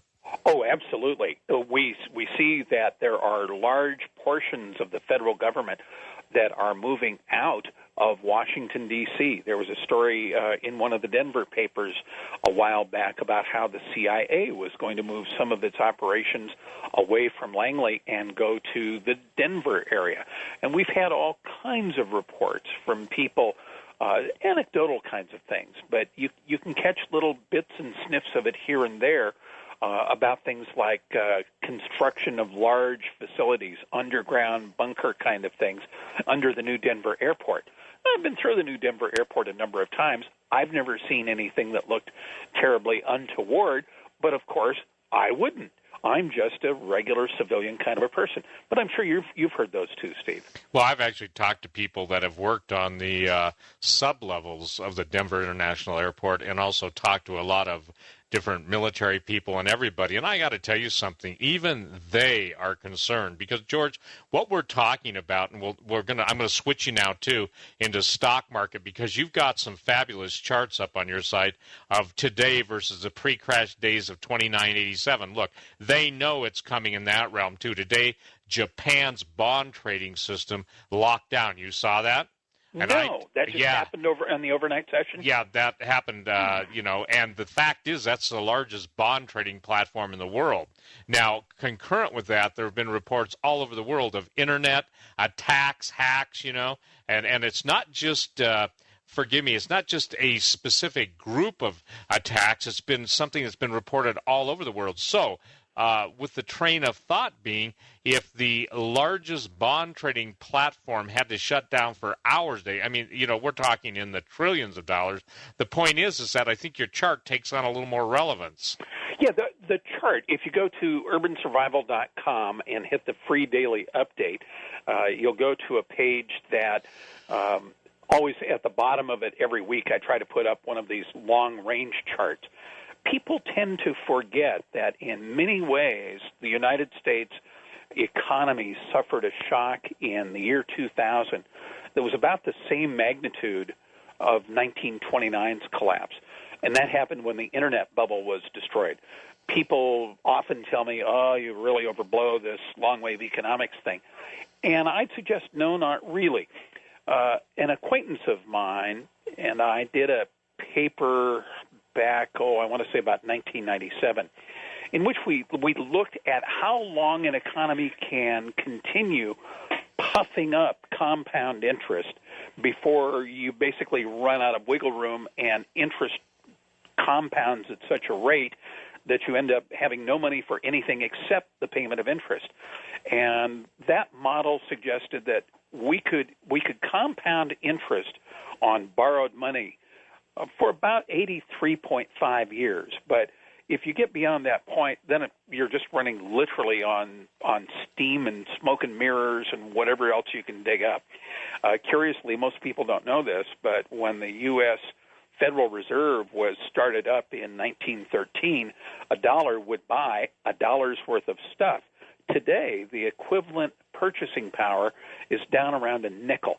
The Federal Reserve actually, I think it's the Minneapolis Fed, has a calculator that you can go to, and you can put in an amount of money from 1913 or any other date, and you can see how much the purchasing power of the U.S. dollar has been decreased. And it's startling. I mean, we've got literally what $20 buys in today's U.S. dollar could be purchased for a single U.S. dollar in 1913. And when we get these periodic bubbles in the economy, we went from an internet bubble, which began to collapse in the spring of 2000. It did not completely collapse until early spring of 2003, late 2002, depending on which index you look at. And to a long-wave economist, that sure looks like the first wave down, beginning of a depression. But most people don't realize that. They don't realize the trillions of worth that were wiped out because, quite frankly, they don't see it because, coincidentally, Osama bin Laden and 9/11 terror happened on the way down. But that was not the low. The low was not put in right after the terror attacks. The lows were put in months later. And for whatever reason, coincidence or ain't that strange, terrorism has kept the American public from asking the question, what happens with global production, consumption, and economics up against the edge of the petri dish that is Earth? Yep, and now let's even take it one step further. You know, one of the most amazing things is that when the short sellers in the commodity market, that's people who are placing their bets at specific commodities. In this case, we're going to talk about gold and silver and the precious metals. I mean, I got to tell you, ladies and gentlemen, the web bots picked the day that the metals bottomed. And, that was really an amazing call. The misconception that the public has about inflation is that prices go up. And while it's true that prices appear to go up, there's another way to look at it, and that is that the purchasing power of your money is watered down. If you want to drink a bottle of Coca-Cola and you have $1 in your pocket, the maximum price that you will ever see for a bottle of Coca-Cola is $1. On the other hand, if you had $1,000 in your pocket and there was still one bottle of Coca-Cola to buy and you were real thirsty, you wouldn't mind paying $1,000 for that. And that's a simple illustration of how the more money is chasing goods and services, the higher prices appear to be. Right now, Steve, we've got an incredible situation going on in Zimbabwe. Robert Mugabe's government has been called on to resign. He's gotten in hot water with the International Monetary Fund for encouraging other countries not to pay their bills to the central, what I call banksters. And so we have this incredible amount of tension going on. But in Zimbabwe today, we have a hyperinflation going on, the likes of which have not been seen since 1923-25 in Weimar, Germany, an experience which, by the way, paved the path for Hitler's seizure of power and the Enabling Act that set Europe on the course to war. What we have in Zimbabwe today is a loaf of bread is in the hundreds of thousands of dollars. They're talking about, in Zimbabwe dollars, $6,000 for a liter. That means around $25,000, $30,000 a gallon for gas. I mean, that's all because that's what happens when government prints more money than is really justified. They have to, of course, to keep... Yeah, and using Zimbabwe as a good example, that used to, remember when Rhodesia was considered the jewel of Africa? It was one of the most productive countries in the world, exporting just literally so much wheat and everything. But isn't it fascinating, George, that they killed the producers, they killed the farmers literally, or drove them out, and now they're stuck with no production, inflation, hyperinflation. And, I can't help but think it's one thing when we're talking about Zimbabwe. It's another thing when you're talking about Detroit and Ford. The argument is who goes bankrupt first, Ford or General Motors. And I think we need to share this thought with everyone listening, that there is a time when, they used to be secure in their future of knowing that, hey, their pension fund or whatever would be there. I mean, don't you find it almost yo-ho-ho and a bottle of rummish? In other words, piracy on the corporate seas, that so many people who thought they had futures are now finding out, hey, maybe the pension isn't there? Just talk to any of the pilots or talk to any of the different General Motors workers who aren't fortunate enough to have a buyout, or fired Ford workers. And I mean, it's not the same country that it was 20 years ago by any means. It's really, Steve, potentially the largest theft of wealth in human history by some orders of magnitude. And how quickly it happens, we'll definitely see it as the baby boomers retire. The question is, what can you do to personally insulate yourself from those problems? And I think that's something that most folks put very little thought into, because they expect, I'll just buy and hold the stocks in my 401k and that's that. And they don't look at history and say, on an inflation-adjusted basis, in order to equal the all-time high of 2000, the Dow needs to be up around 13,500. It ain't close. So your portfolios are underperforming. And when all of us I'm 57, when we all hit that magic 65 and start looking for net withdrawals, problem is we've got not as many people coming up with high enough disposable incomes to be able to buy those investments from us at a higher price than we paid. And that's where you start seeing life's work collapse back on itself. Well, and another thing, George, what's fascinating is that, again, given the thoughts that are out there literally being discussed on all the different boards, blogs, different sites, this is not something that is just a concern to citizens in the U.S. now. We're seeing even things like massive unemployment, even, look, you can't tell from the lying economic indicators because they manipulate the numbers. But as you stated, the reality of it is that, look, we're seeing our standard of living diminish, actually destroyed is a better word in my opinion. Those are my words, not necessarily, I'm not trying to make them yours. But the point is that people don't realize that the American dream could turn into the most interrupted nightmare of history, and that's why they better pay attention. Well, and Ross Perot had a good point when he said NAFTA would be that big sucking sound you heard as jobs, real manufacturing jobs, exit the United States. And this is really interesting because the Council on Foreign Relations and other groups are now promoting the concept of soft borders within North America and a, quote, strong border to the rest of the world. And there are projects like this new Canamex Highway, which will bring goods and services from Mexico on this huge, wide freeway system up into places like Denver, Detroit, the Midwest, and so forth. And a lot of Americans find themselves asking, well, wait a minute, why are we bringing goods from Mexico, and why don't we make something here again?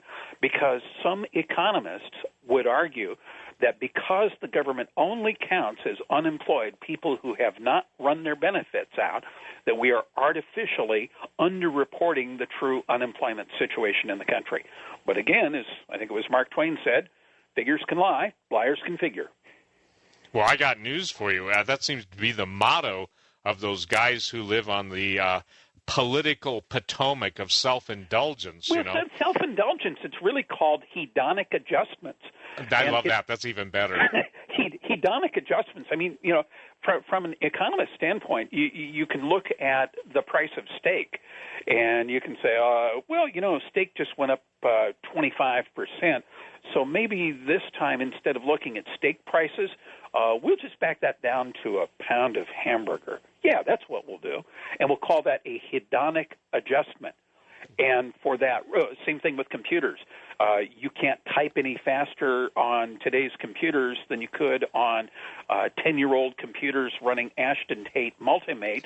But if you're running XP Home and Word and a super dual-core box, you're still typing the same speed. But you know what? They call that a huge increase in productivity because the core processor runs faster. Duh. Yes. Well, ladies and gentlemen, we'll be back after the break. I'm Steve Quayle, sitting in for George Noory, who's on vacation. This is Coast to Coast AM, and we're going to have the fireworks start in the next half hour. After that, we're going to go to the open lines, and you can ask George questions. Stay tuned. Well, I'm going to be asking George the hard questions. These are really the ones that I think that you're going to be fascinated to hear, ladies and gentlemen. When we come back, we're going to talk about secrets revealed, rebellion, martial law, and political scandal. And I think then we'll segue into what we can do. And again, we're going to open up the lines for the questions. And for those of you that have specific questions about if the bots are considering this, considering that, we'll pose those questions to George at that time. We'll be right back.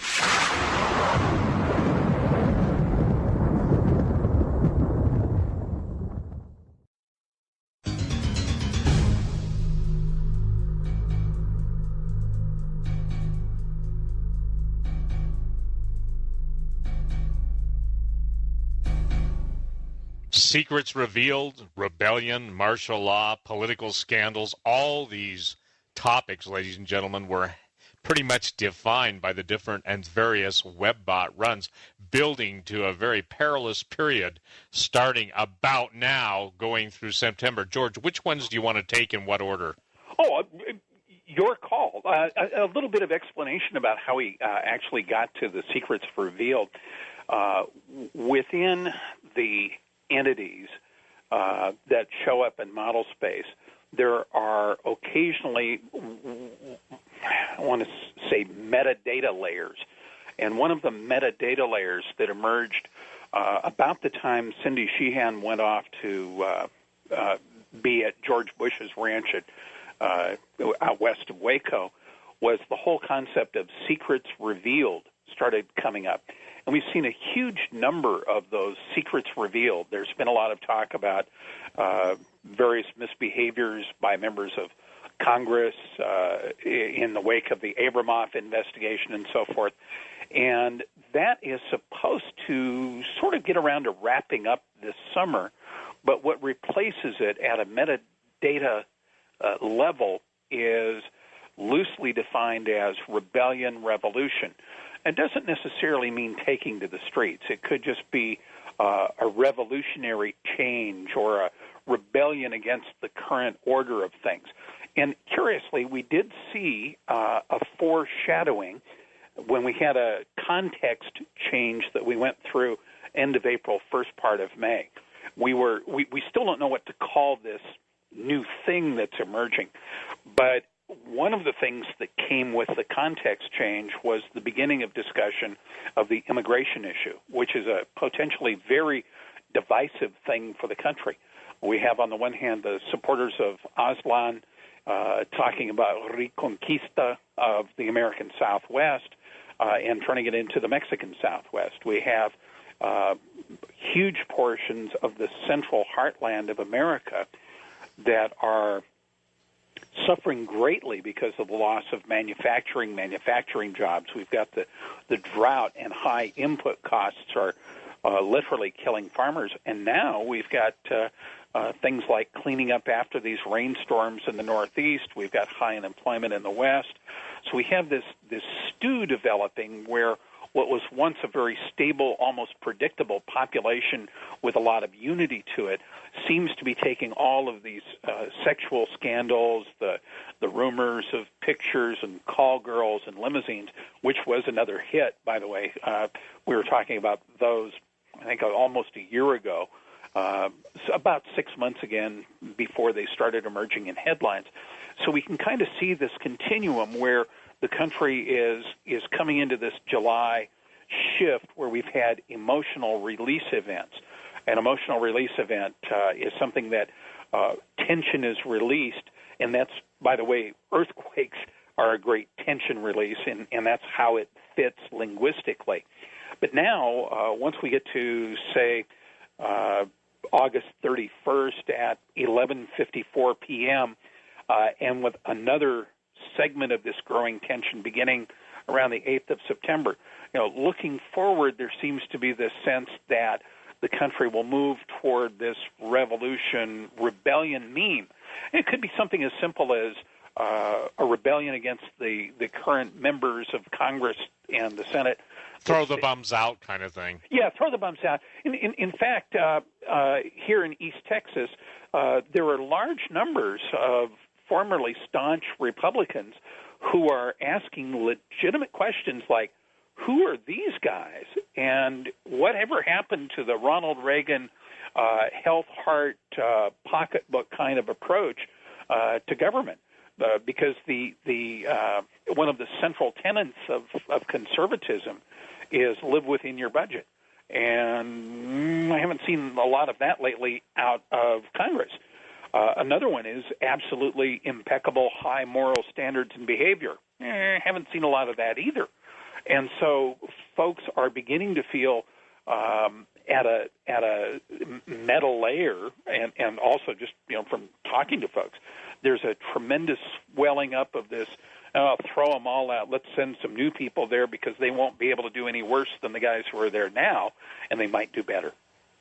Well, and again, given the immediacy values of what's going on now, look, you practice what I would call practical preparedness. You write a newsletter, Peoplenomics. You also, do a great job, in my opinion, of putting what I would say real-world advice out there. Explain kind of how you've structured your life to deal with all these things that you see coming. Because, again, reading your bio, you've done just about everything you can do. You've been a yachtsman, a pilot. You've been, the head of an international airline. You've done all this stuff. But there came a time when you, George, decided, hey, I'm going to simplify. I'm going to get out of the city. I'm moving out of L.A. I remember our talks. I said, boy, I should feel better for my friend George and his lovely wife when they get out of L.A., And well, you did that. We actually did it. I sent a note out in August of 2005 to a number of colleagues and said, okay, going to go back to the ranch, too high a risk of earthquakes in Southern California, because the webbots were talking about 34 degrees north, major earthquake, thousands dead. And I'm looking at the map, Microsoft Streets and Trips on one of my laptops, and I'm going, 34 degrees north. Why that's just north of Burbank. So when events worked out such that I could leave California on October 2nd of last year and get back to our ranch in Texas, my wife thought I was a little nuts, and she's right. But all of my colleagues said, why are you doing this? You're walking away from a great situation, vibrant city, et cetera. And I said, well, webbot forecasts are talking about in the Southwest, major earthquake, latitude 34, I think I'll just leave. And so I came back to the ranch, and sure enough, we did on October 8th of last year have a huge earthquake that killed 73,000 people at about latitude 34, or close enough to it for home use. And all of my colleagues, not all, but 99% of them completely missed the October 8th Pakistan earthquake. So that's what I'm saying about accuracy. Accuracy in predicting the future is a very difficult thing. The webbots talked for about 6 months prior to the New Orleans Rita Katrina episode. They talked about 13 million people walking north, dead by the side of the road, shortages and so forth then. And we were off. And quite frankly, we slipped a decimal point. But when you're looking into the future and you're taking, as Cliff and Igor do up at Half Past Human, when they look at the future, there ain't no rules on how to do this stuff. I mean, this is totally backyard science that seems to have developed a very good record. We proposed right after 9/11's prediction, and then the attack on House and Assembly prediction, we proposed that the U.S. government spend some money on this kind of technology and try to look into the future. And we were turned down. And the reason it kind of sort of makes sense from the government standpoint, because what they're looking for in intelligence is a specific one person doing one thing that's illegal that they can arrest, interdict, upset a plan to do harm to our great country. Makes perfect sense.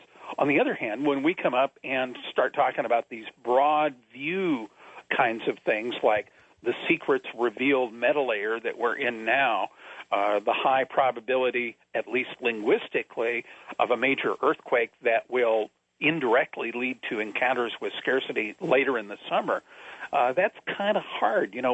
Where do you position forces, troops, and so forth, or relief efforts, or food stocks, or medical, and yet linguistically, we will likely see before the end of summer on September 21st, we'll be watching TV and seeing how people are being airdropped in supplies in whatever this area is going to be, and there will likely be shortages there, and that's the imagery that comes through.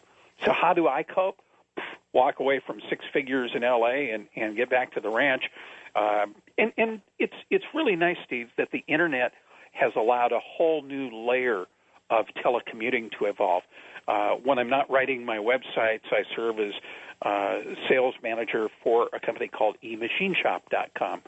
And you can actually, on the Internet, make machine parts now. It's kind of cool. And so that gives me something to do besides a little gardening and a little writing on the web. Sure, and also giving the warning. Now, George, I'm going to open the phone lines up. And, okay. Yeah, because I want to get, there's like 4 hours of questions for 2 hours of broadcast, but, we'll open the lines up, and then obviously we'll go into whatever questions that people want to understand. I find that some people have a really hard time understanding this, but I think it's really easy because out of the abundance of the heart, the mouth speaks. Out of the abundance of your thoughts, your fingers type, and depending on what group is being surveyed, obviously different groups have different focuses and different feelings about things, and they express those in the way they write. And again, I think it's an amazing thing that this, almost, if you will, not only the global consciousness of the Internet, but I don't think people recognize how many people have feelings that until the Internet came along, they couldn't express them accurately enough or even, get it off their chest. And in getting it off their chest, sometimes people who are highly placed because of conscience sake, and I deal with those people who want the American people to know, quote unquote, what's really going on, they have to clear their conscience. And one way they can do it, obviously, is posting on obscure boards. And if they happen to be posting, and that's one of the ones that Cliff and Igor pick up, well, obviously they've got some real emotional input there. Yeah, the future leaks out in advance in very strange ways. There's a paper on urbansurvival.com/simplebots. The word simple, BOTS.htm. And we wrote that up when we were on Coast once before, back at the beginning of 2004. Yeah, first week of January 2004. And it explains a little bit more about the mechanics of how this stuff works. But peering into the future, it's dicey. But on the other hand, it happens with enough frequency that it's right, that I've made some major personal changes, reducing, wiping out all debt, operating on a cash basis, investing in precious metals rather than stocks, storing a little bit of food, buying a little ammo, coyote repellent, and being in really good health compared to where I was a year ago, and de-stressing myself and just trying to be open to what's coming, because one of Cliff's favorite sayings is, chance favors the prepared mind, and having even a little bit of a glimpse about what the future brings gives you an immense sense of relief, of comfort. I don't get hung up in the headlines. If I woke up tomorrow morning and saw that there'd been a 9/0 earthquake on Vancouver Island, my initial reaction would not be, although that's what the web bots pick up. They pick up that emotional hit, the oh my God factor. But once you understand that there are pieces of the future coming at you, you can kind of sit back and go, okay, given that that is a possibility, a probability, how do I hedge my bet so that my kids in Seattle, for example, know right now that they need to have a flashlight handy by the bed and slippers under the bed, so if an earthquake does occur, they won't get up and have all these wounded feet that are referred to in the forecast. And so if the earthquake does not occur, it doesn't mean that that we were entirely wrong, but we were wrong certainly in the timing and so forth of the present prediction. I don't want to be right on this one. I would just assume the web bots are completely wrong and we don't have a major earthquake of the magnitude and the long-range impact described, but there have been enough hits with 911, with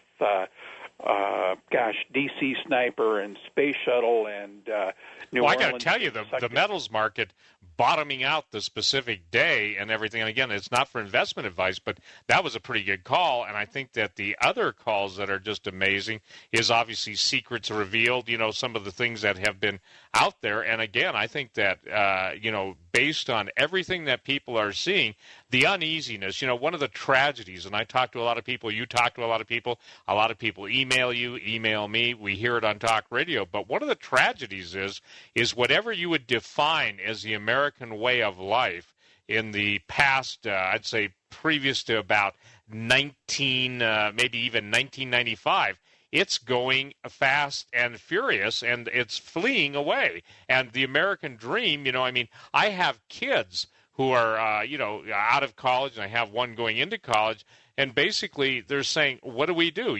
What do you do as a this or a that? And I think that the point is that we have to give people the practical application of all this future predictive technology and all the bad news, and the bad news is there. We can't, dismiss it. But the good news is if you're aware of what's coming, you first of all are psychologically prepared, then you get obviously spiritually prepared, physically prepared, and you're in a mindset to deal with it. But I got to tell you, George, I think the two words for people that live especially is be prepared to move quickly, and the precursors that will hopefully we'll have precursors to the event on the West Coast should be taken as not, do you think we ought to leave this time? We watched Katrina. You remember the mass psychology of Katrina?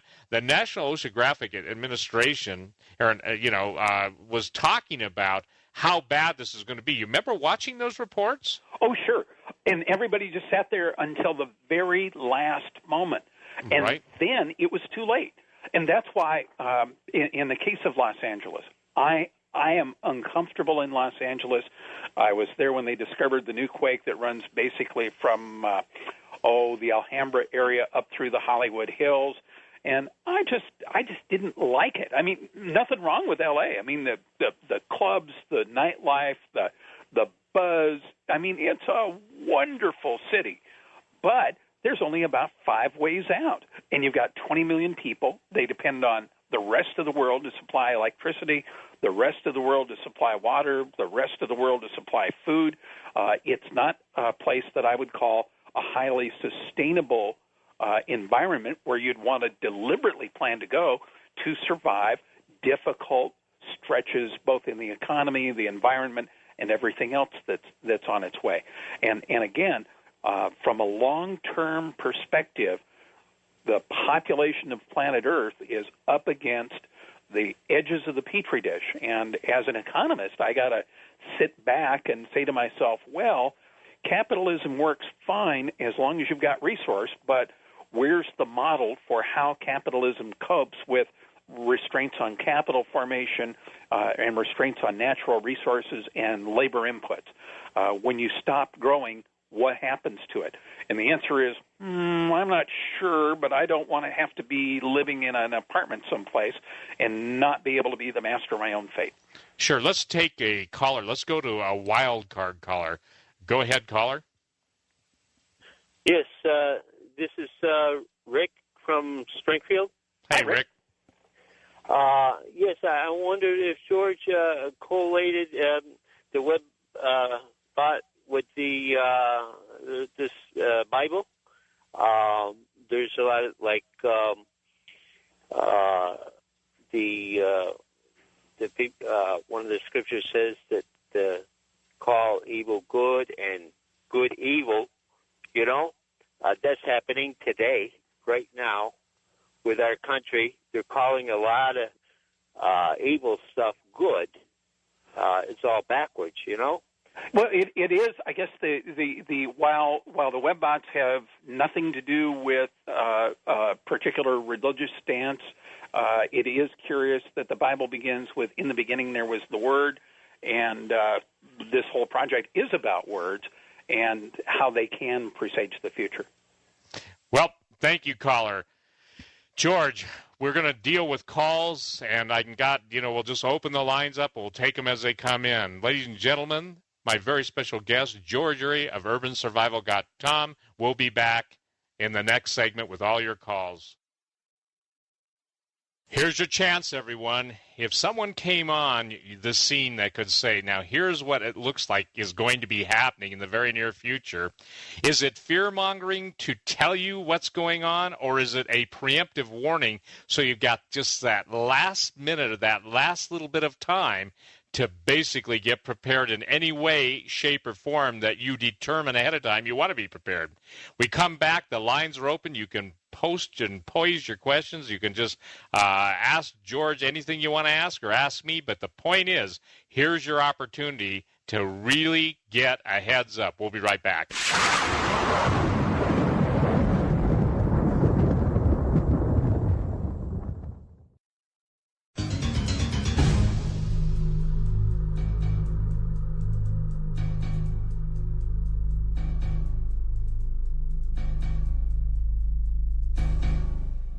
We're back with my very special guest, George Ure of UrbanSurvival.com, and we'll go, first of all, east of the Rockies. Go ahead. You're up. Hello. This is Yes. Jacob. Go ahead, Jacob. Yeah, I'm from Chanute, Kansas. Okay. You made a comment about the camel on three humps, George. Yes. And you spoke about how it would go probably earthquakes and then whatever else, volcanoes, and then the asteroid or meteor. Well, I didn't say asteroid or meteor. There's some kind of space or solar aspect of one of the humps. Okay. Well, yeah, and that's one of the limitations. We can't tell you it's going to be a green asteroid next Tuesday. We can kind of look at what's in it and come up with a date range. Well, I have what do you call it, a situation like, okay, you said that the CIA was moving off the coast, wanting to locate now in Denver and whatever else. Yeah, there have been news reports in the Denver area to that effect. I heard from a buddy here. He works at Greenbush, and he's been looking at this and studying things, and he says that he thinks that it might hit the Atlantic Ocean. A good chunk of it could possibly hit. There are two things in the Atlantic Ocean. One is that there are, obviously it's a good chunk of the Earth's surface, but there's also the triggering of Cumbre Viejo. If you look underwater at the volcano in the Canary Islands, Cumbre Viejo, there is a big chunk of it that could turn into a landslide, a massive landslide underwater.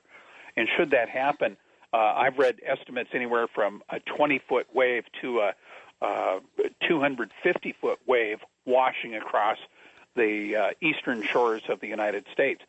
And unfortunately, that does not bode well for places like Florida, which in many cases are only 10, 15 feet above sea level.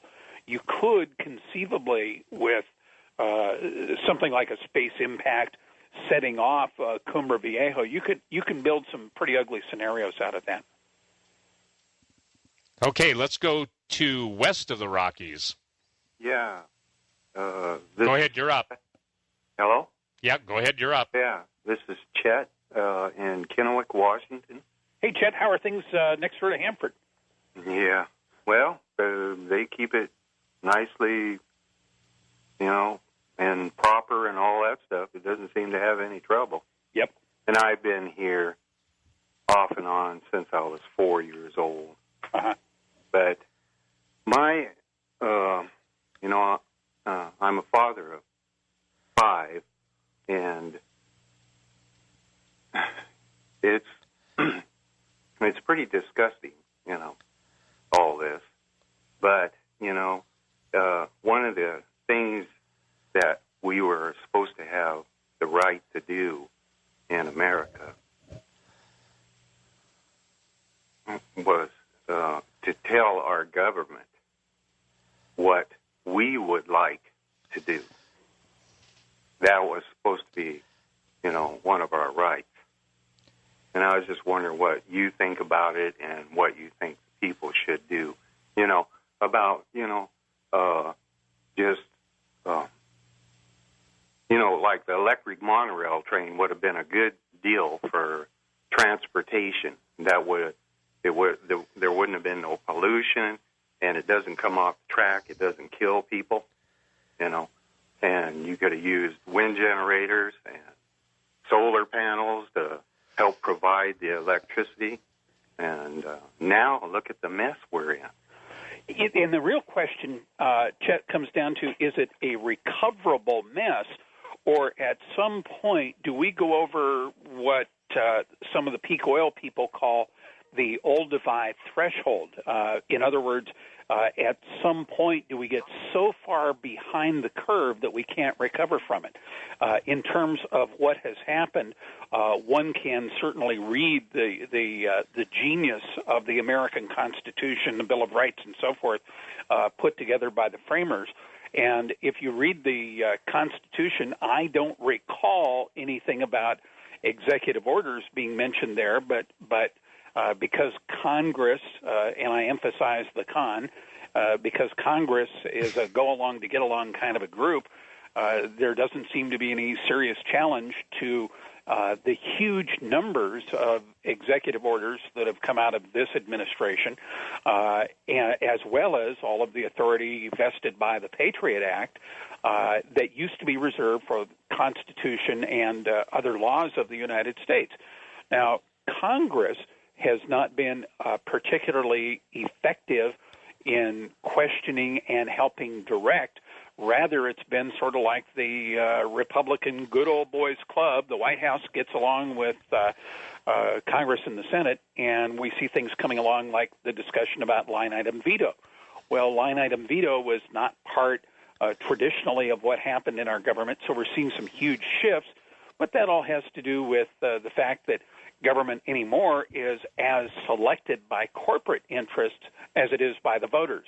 And I say that pointing to the huge numbers of dollars, the millions of dollars in contributions and so forth that are given to politicians. And clearly, politicians are much more responsive to political action committees than they are from folks like you and me, Chet, calling from the home district. Thank you so much, Chet. Hey, George, I think the bigger question, too, he's asking, that it's implied in his question, isn't it amazing how far ahead we could have been in alternative energy had all of the intrigues surrounding the big oil companies maybe not just been put into novel form but dealt with? I mean, your thoughts on alternate energy. Obviously, you're a tech guy. Oh, I'm a tech guy, but I also am a low-energy consumption guy wherever it's humanly possible. The conflict, Steve, comes because corporations have a responsibility to their shareholders to maximize both the share price and the underlying asset value every single quarter. And unfortunately, you roll back history, and you'll find places like Seattle, Washington, Los Angeles, California, all had marvelous rail systems in place, light rail systems.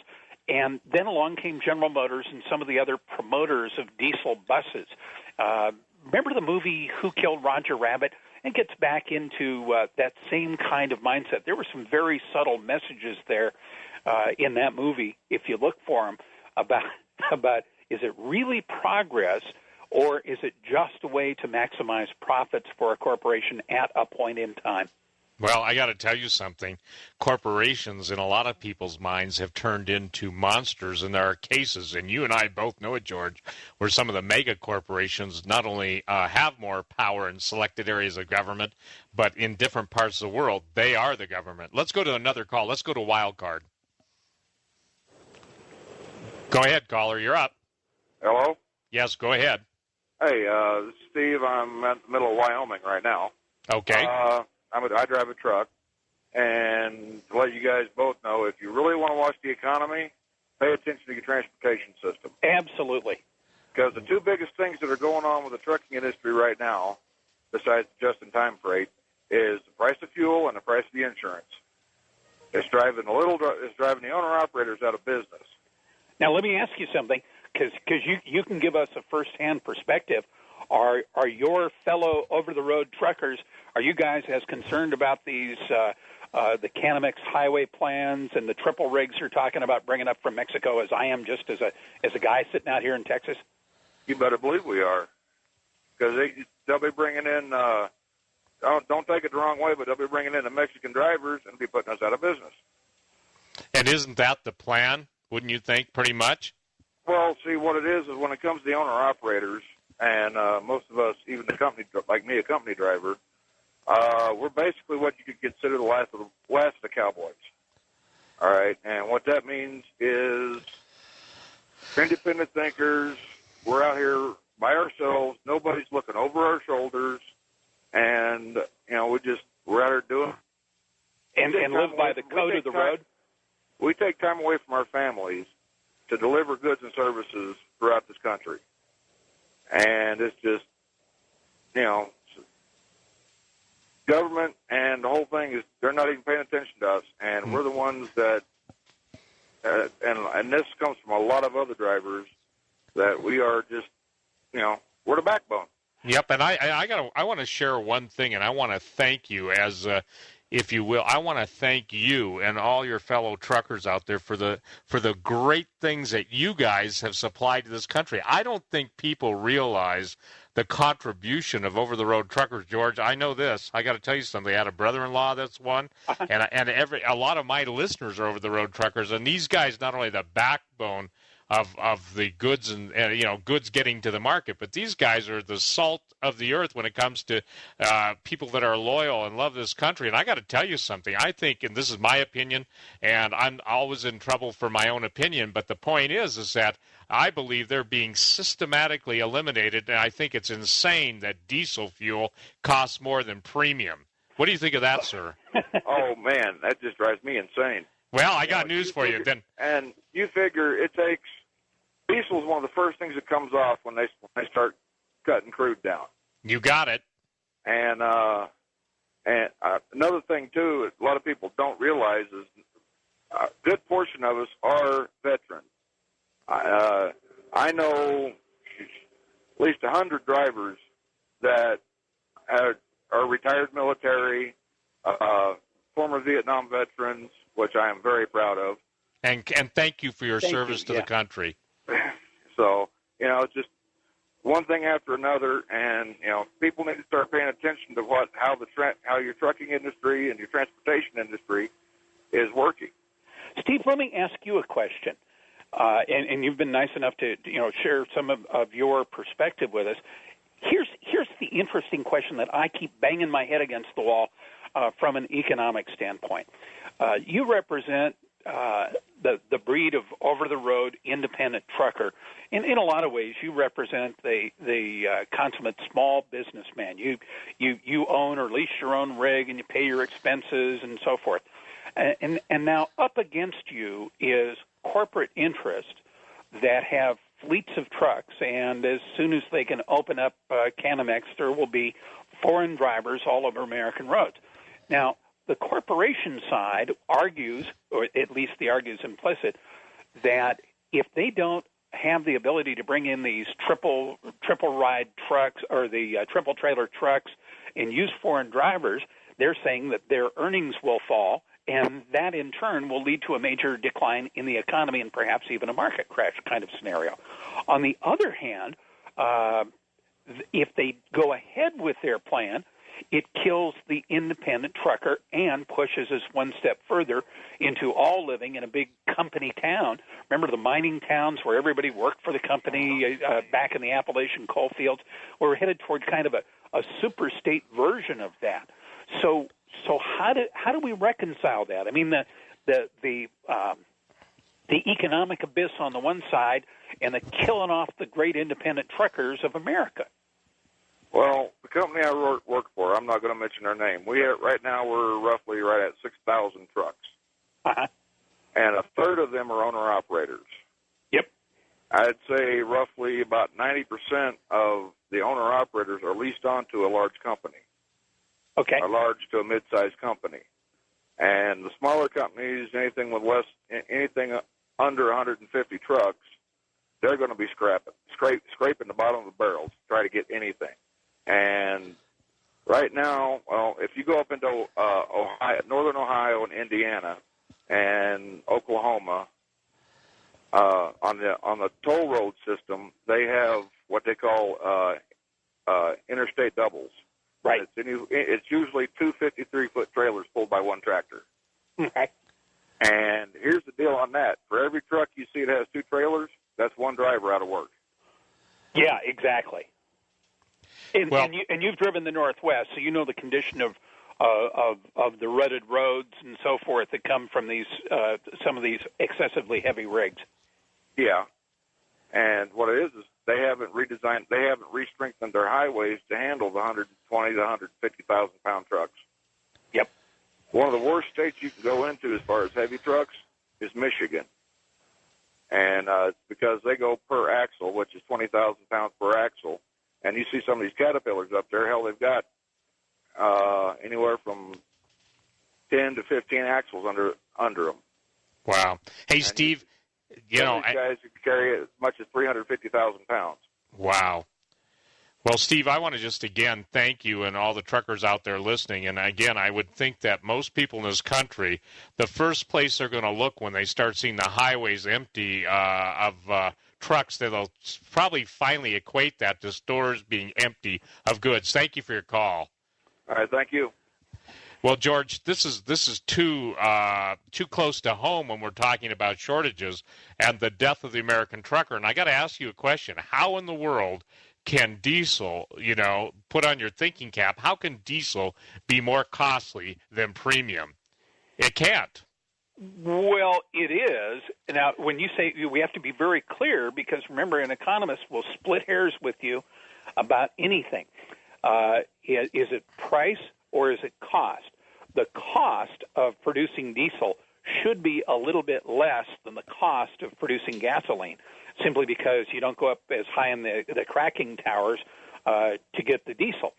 On the other hand, there are competing needs for heavier distillates. We are seeing the entire gasoline industry is going through a massive contraction reorganization as we've been phasing out MTBE, which is a potential cancer causer, and so we're seeing all of the shifting around in gasoline. We've had some spot shortages here over the past couple of months in places, I want to say, parts of Pennsylvania and New Jersey and so forth, as the reformulations have come through.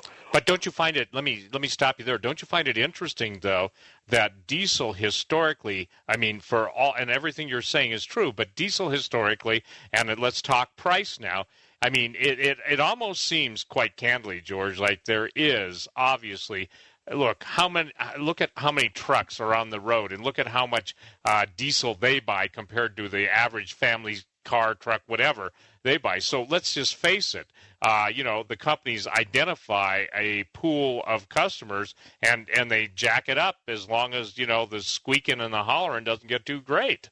And the squeaking and the hollering is not that great right now, because the independent truckers, while they're squeaking and hollering, as long as the store shelves are not showing the huge inflation numbers or shortages, the public doesn't put pressure on Congress, oil companies, and so forth.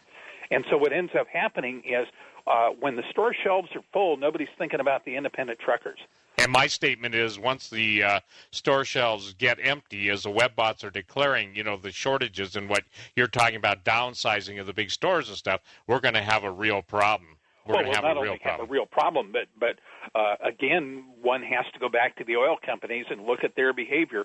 They have a job that is to maximize the profit to their shareholders. I mean, they're doing what they're supposed to do, but that gets us down to the fundamental question: how does corporate cannibalism keep from eating itself as we get to the end of the Petri dish? Well, I got news for you.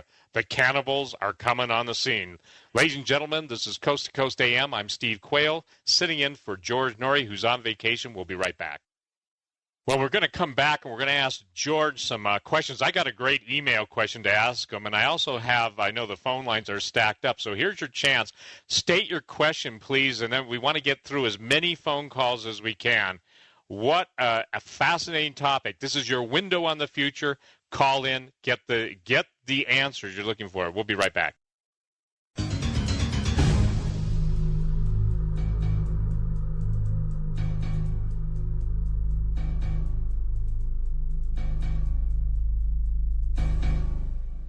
And let's, you're on with Steve and George. Go ahead, first-time caller. Hi, hello. Hello, you're up. Go ahead. Oh, hi, this is Dana from Nashville, Tennessee. Hello. Hi, I wanted to share a quick story and ask a question. I'll tell you what, can I ask you to just ask a question, because we've got a whole bunch of calls and we're in the last 20 minutes. Oh, absolutely. Yeah, just go ahead and ask your question, directed at George, or whatever your question is. Okay, sure. Well, I was listening earlier to Stan Deyo talking about in order to be prepared, I guess the main thing that needs to be done first is to know God. And I heard George mention the prepared mind and how to avoid the wounded feet, so to speak. So I just want to know, as Steve asked, how you recommend being spiritually prepared, really. And I love what you said earlier about capitalism and living in an apartment, because that's exactly where I am. So, help me. Yeah, I don't offer any advice in terms of spiritual preparedness, because that's really a personal matter, and the work at Half Fast Human doesn't deal with that. It simply looks at linguistics. So I got to steer you back to yourself on that one. Okay, caller, thanks for the question. Let's go to west of the Rockies. West of the Rockies, you're up with Steve Quayle and George Ure. Hello, my name's Alan, and I'm calling from the island of Maui in the middle of the Pacific. Hey, Alan, greetings. Aloha. Aloha, I hope. I must be supposed to be talking tonight because I've gotten through twice, and I've waited 40 minutes at 45 cents a minute on a cell phone. Wow. That's dedication, my friend. I moved here 10 years ago with a $500,000 portfolio. I now live in the back of a friend's car and survive on food stamps. What I want to know is, am I going to be really glad I'm in Maui when things come down, or am I going to wish I was back on the mainland? That's a very good question. The answer to the question is you want to put yourself in a place where you can find opportunity for whatever your job skills are, and if there are jobs available, you want to be able to get them. On the other hand, you also want to be in a locale which is economically self-sustaining. In other words, you want to be in a place where you can grow enough food that your entire community can survive based on food that can be moved around readily and quickly. Last time I checked, Hawaii was not desirable from that standpoint.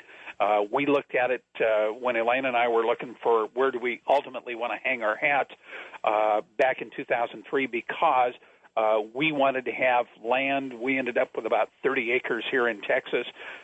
You can get cheap land in different places in the country, and my recommendation is look at sustainability of the community as a whole, and then how you can scratch out a living one way or t'other when you get there.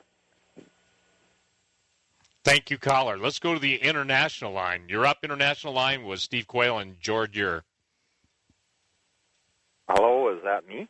Yes, sir. If you're on the international line, yeah, ask away. I was going to Well, I was going to ask a question about petroleum prices. I thought George would, he's got a lot of common sense, which is an anachronism today. But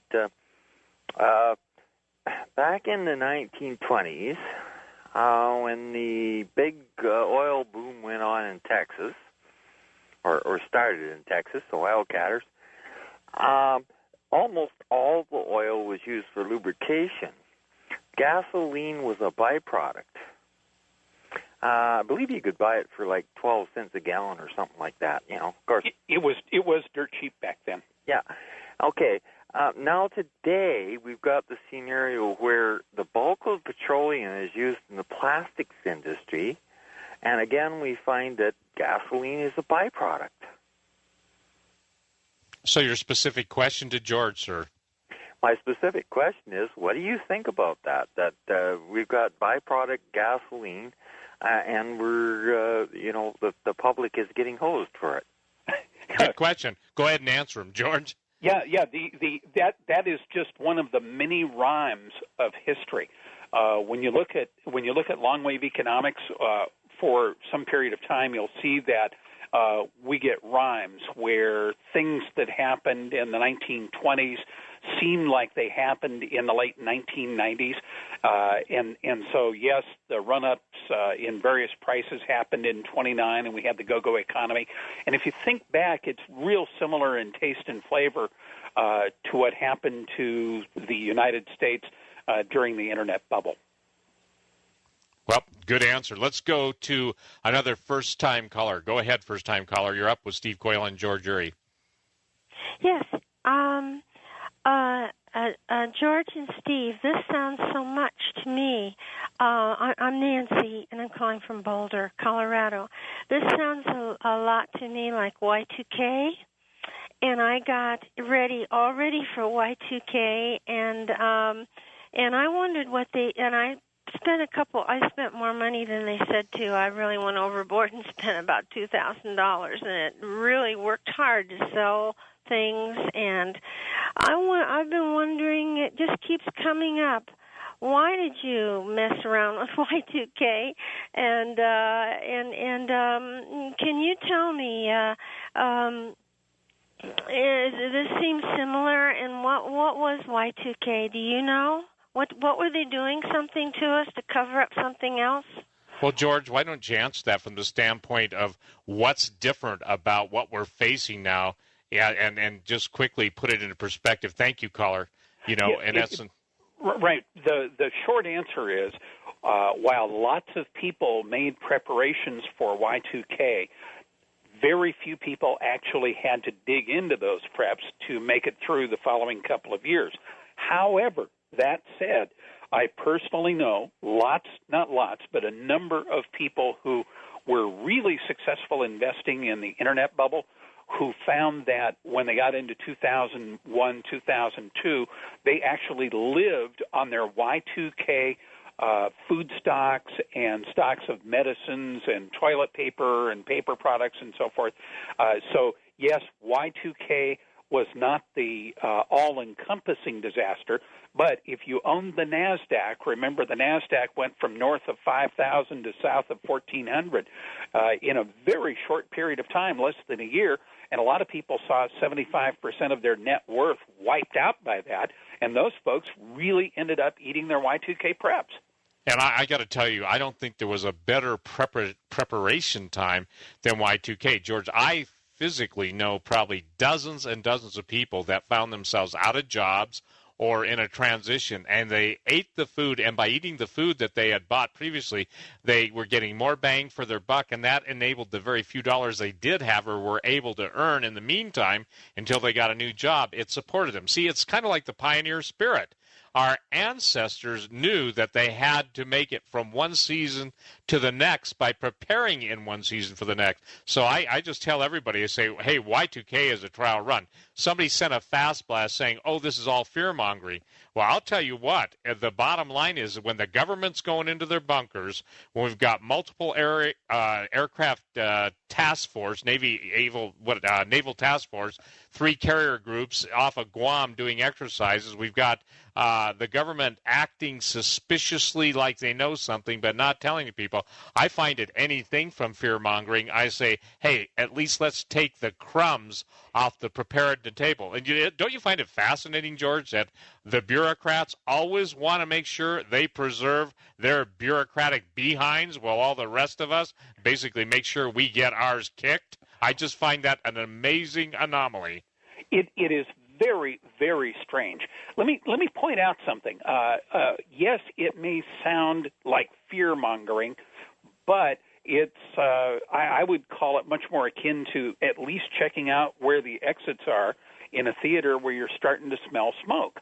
And I'll point you at a government website, pandemicflu.gov. Don't know if you've ever seen this website, but the government has a website called pandemicflu.gov, and they're saying right here on an official U.S. government website, quote, social disruption may be widespread. Plan for the possibility that usual services may be disrupted. These could include services provided by hospitals, public health care facilities, banks, stores, restaurants, government offices, post offices. Prepare a backup plan in case public gatherings such as volunteer meetings and worship services are canceled, and consider how to care for people with special needs in the event that they're not available. Well, now, wait a minute. Is it fear-mongering to simply point out that Steve and his family, me and my family, and a few readers of Urban Survival and Peoplenomics, as well as subscribers to Half Past Human, are kind of saying, maybe if the government's worried about pandemic flu, which I don't personally expect till 2007, but it's not in the runs at the moment, so I'm not overly worried about bird flu, but I'm looking at food specifically as one of the best investments I can make, because every time I go to the store, it seems like protein in particular is going up in price and the quality of the veggies is coming down. My answer, hey, invest in protein, put the steaks in the refrigerator, put a few turkeys, put a fair amount of chicken, grow some of our own vegetables. How does that hurt me? Is that fear-mongering, or is that just choosing deliberately to live a prepared lifestyle? Great answer, and I think, it couldn't have been said any clearer. Ladies and gentlemen, I want to share something with you. I've been a newsletter writer. I used to, as a newsletter writer, spend sometimes $10,000, $15,000 a year for the most prestigious newsletters in the world. That's just telling it like it is. I got to tell you something. In my opinion, one of the most outstanding publications out there is George's Peoplenomics newsletter. And the deal is, you can go to urbansurvival.com, click on it, and I've told George over and over and over, I think, George, that's the best $30 that anyone could ever spend. Having been a newsletter writer, having subscribed to the newsletters that were just literally thousands of dollars a year a piece, I don't think people can get practical or better information at a better price. And look, as a newsletter writer, that's something. You do a fabulous job for people, and I want to say thank you because, one of the callers said you sound like a guy that has common sense. In this age of a lack of intelligence, in my opinion, and reason coming from Washington, I think that's what the people absolutely need. And you call yourself the people's economist. Yeah, I do. And honestly, not everybody in D.C. needs to go home. I got to tell you something. You could maybe name 6 that don't. I was thinking of Tancredo and Ron Paul are about the only ones that come to mind. Yeah, that's keepers. 2, and I'm just saying maybe there's 4 I'm overlooking. Yeah, exactly. Well, I appreciate it, Steve. Thank you. Well, and again, it's just something that's – I want to read an interesting email. I think it's important because this is from a WebBot subscriber. He said, as a reader, a subscriber, I've noticed that earlier descriptors of the rebellion revolution meme were much more specific in containing the body parts, the telltale severity, and were much more, shall we say, dire in their predictions. What has changed to soften the descriptors in the last couple of runs? Is it possible that it will be much more severe and destructive than Cliff is now saying based on the earlier, stronger language? In essence, he's saying it sounds to me like he's asking, why is it toned down? The official answer is because the linguistics have softened a bit, but we don't know what causes when we see a shift like that. We did see the foreshadowing when we had the context shift, and Reconquista started surfacing seriously at the end of April, first part of May. So we think that that's the foreshadowing of the stuff that is likely to come in late August, early September. But at the same time, we don't want to be putting too many thoughts into people's heads. It's just mentally be prepared for it. But the linguistics have softened so that it's gone from sort of a guns and bullets fighting in the street feel to more of an emotional revolution as opposed to a physical take it to the street. Great answer. Okay, let's go to west of the Rockies. Go ahead, caller, you're up. Steve Quayle and George Ure, you've got your chance. Great, thank you. Good morning, gentlemen. This is Gary out here somewhere in the Arizona desert waving a hand. Hey, greetings. Greetings. I have a question, but I'd like to preface that with a comment in relationship to the lexicon of Earth preparedness. And it does seem like we do have an expanding Earth hypothesis in the relationship to the changing of our weather, and that does seem to correspond to what the Hopi elders and talk about the polar shift and also if you look at cyclical events. So it's all tied in how the alternative energy solutions and the preparedness is really tied in here. And I want to mention that what are your thoughts about hydrogen production? Because you can make that from salt water, and the ocean's filled with it. And, we're working on a concept to use a fusion-type, portable fusion device. It's not enough production for energy to run an automobile on, but it is enough for the electrolysis process for hydrogen to run it out of salt water. What do you think about that? The problem with a lot of hydrogen ideas is that when you do a more complete analysis of hydrogen, you usually find out that it's a net energy sink. An energy sink is a project that overall takes more energy to operate than it actually produces. And the kinds of things you have to look at when you look at hydrogen are, first of all, the electricity or whatever you're using to break the water down into hydrogen. Then you've got to look at the pumping and transportation of hydrogen, which has depends on the pressures involved. Obviously, you can have hydrogen at lower pressures, but not achieve the same kind of calorie density that you'd find in diesel. So while it's a complex equation, I'm very skeptical of hydrogen. I think there's a lot more potential in biomass solutions like ethanol. The problem, again, though, even with ethanol, is it's a high input cost item because it requires so much fertilizer and then so much moving around of biomass in order to get back to where you can actually extract some usable energy. So it's kind of like the turkey offal processing plant where they take turkey offal and turn it into long-chain molecules that are turned into a synthetic kind of an oil. Yeah, they work, but if you look at the entire energy cost versus energy output, many times things like that look good on paper and initially pencil out are less viable long-term when you look at net energy cost and whether they're sinking or contributing. Thank you, caller. Hey, George, here's a good question which goes along with something you and I discussed last week. It's from Wendy. She said, Steve, does George know anything about the Internet, too? I'm seeing websites crop up with the address www2, but a Google search on the term just seems to bring up professional websites where you have to be a subscriber or a member to access a site. Now, here's her great question. Is the Internet beginning to be stratified in a manner of speaking, and will a sort of virtual partitioning of the web affect the results of the web bots? Let me answer that by saying the official word is that www2 is just another layer of DNS and it doesn't mean anything. However, let me tell you that because you can find the Council on Foreign Relations at www2.cfr.org, I decided that what the heck? It doesn't cost anything.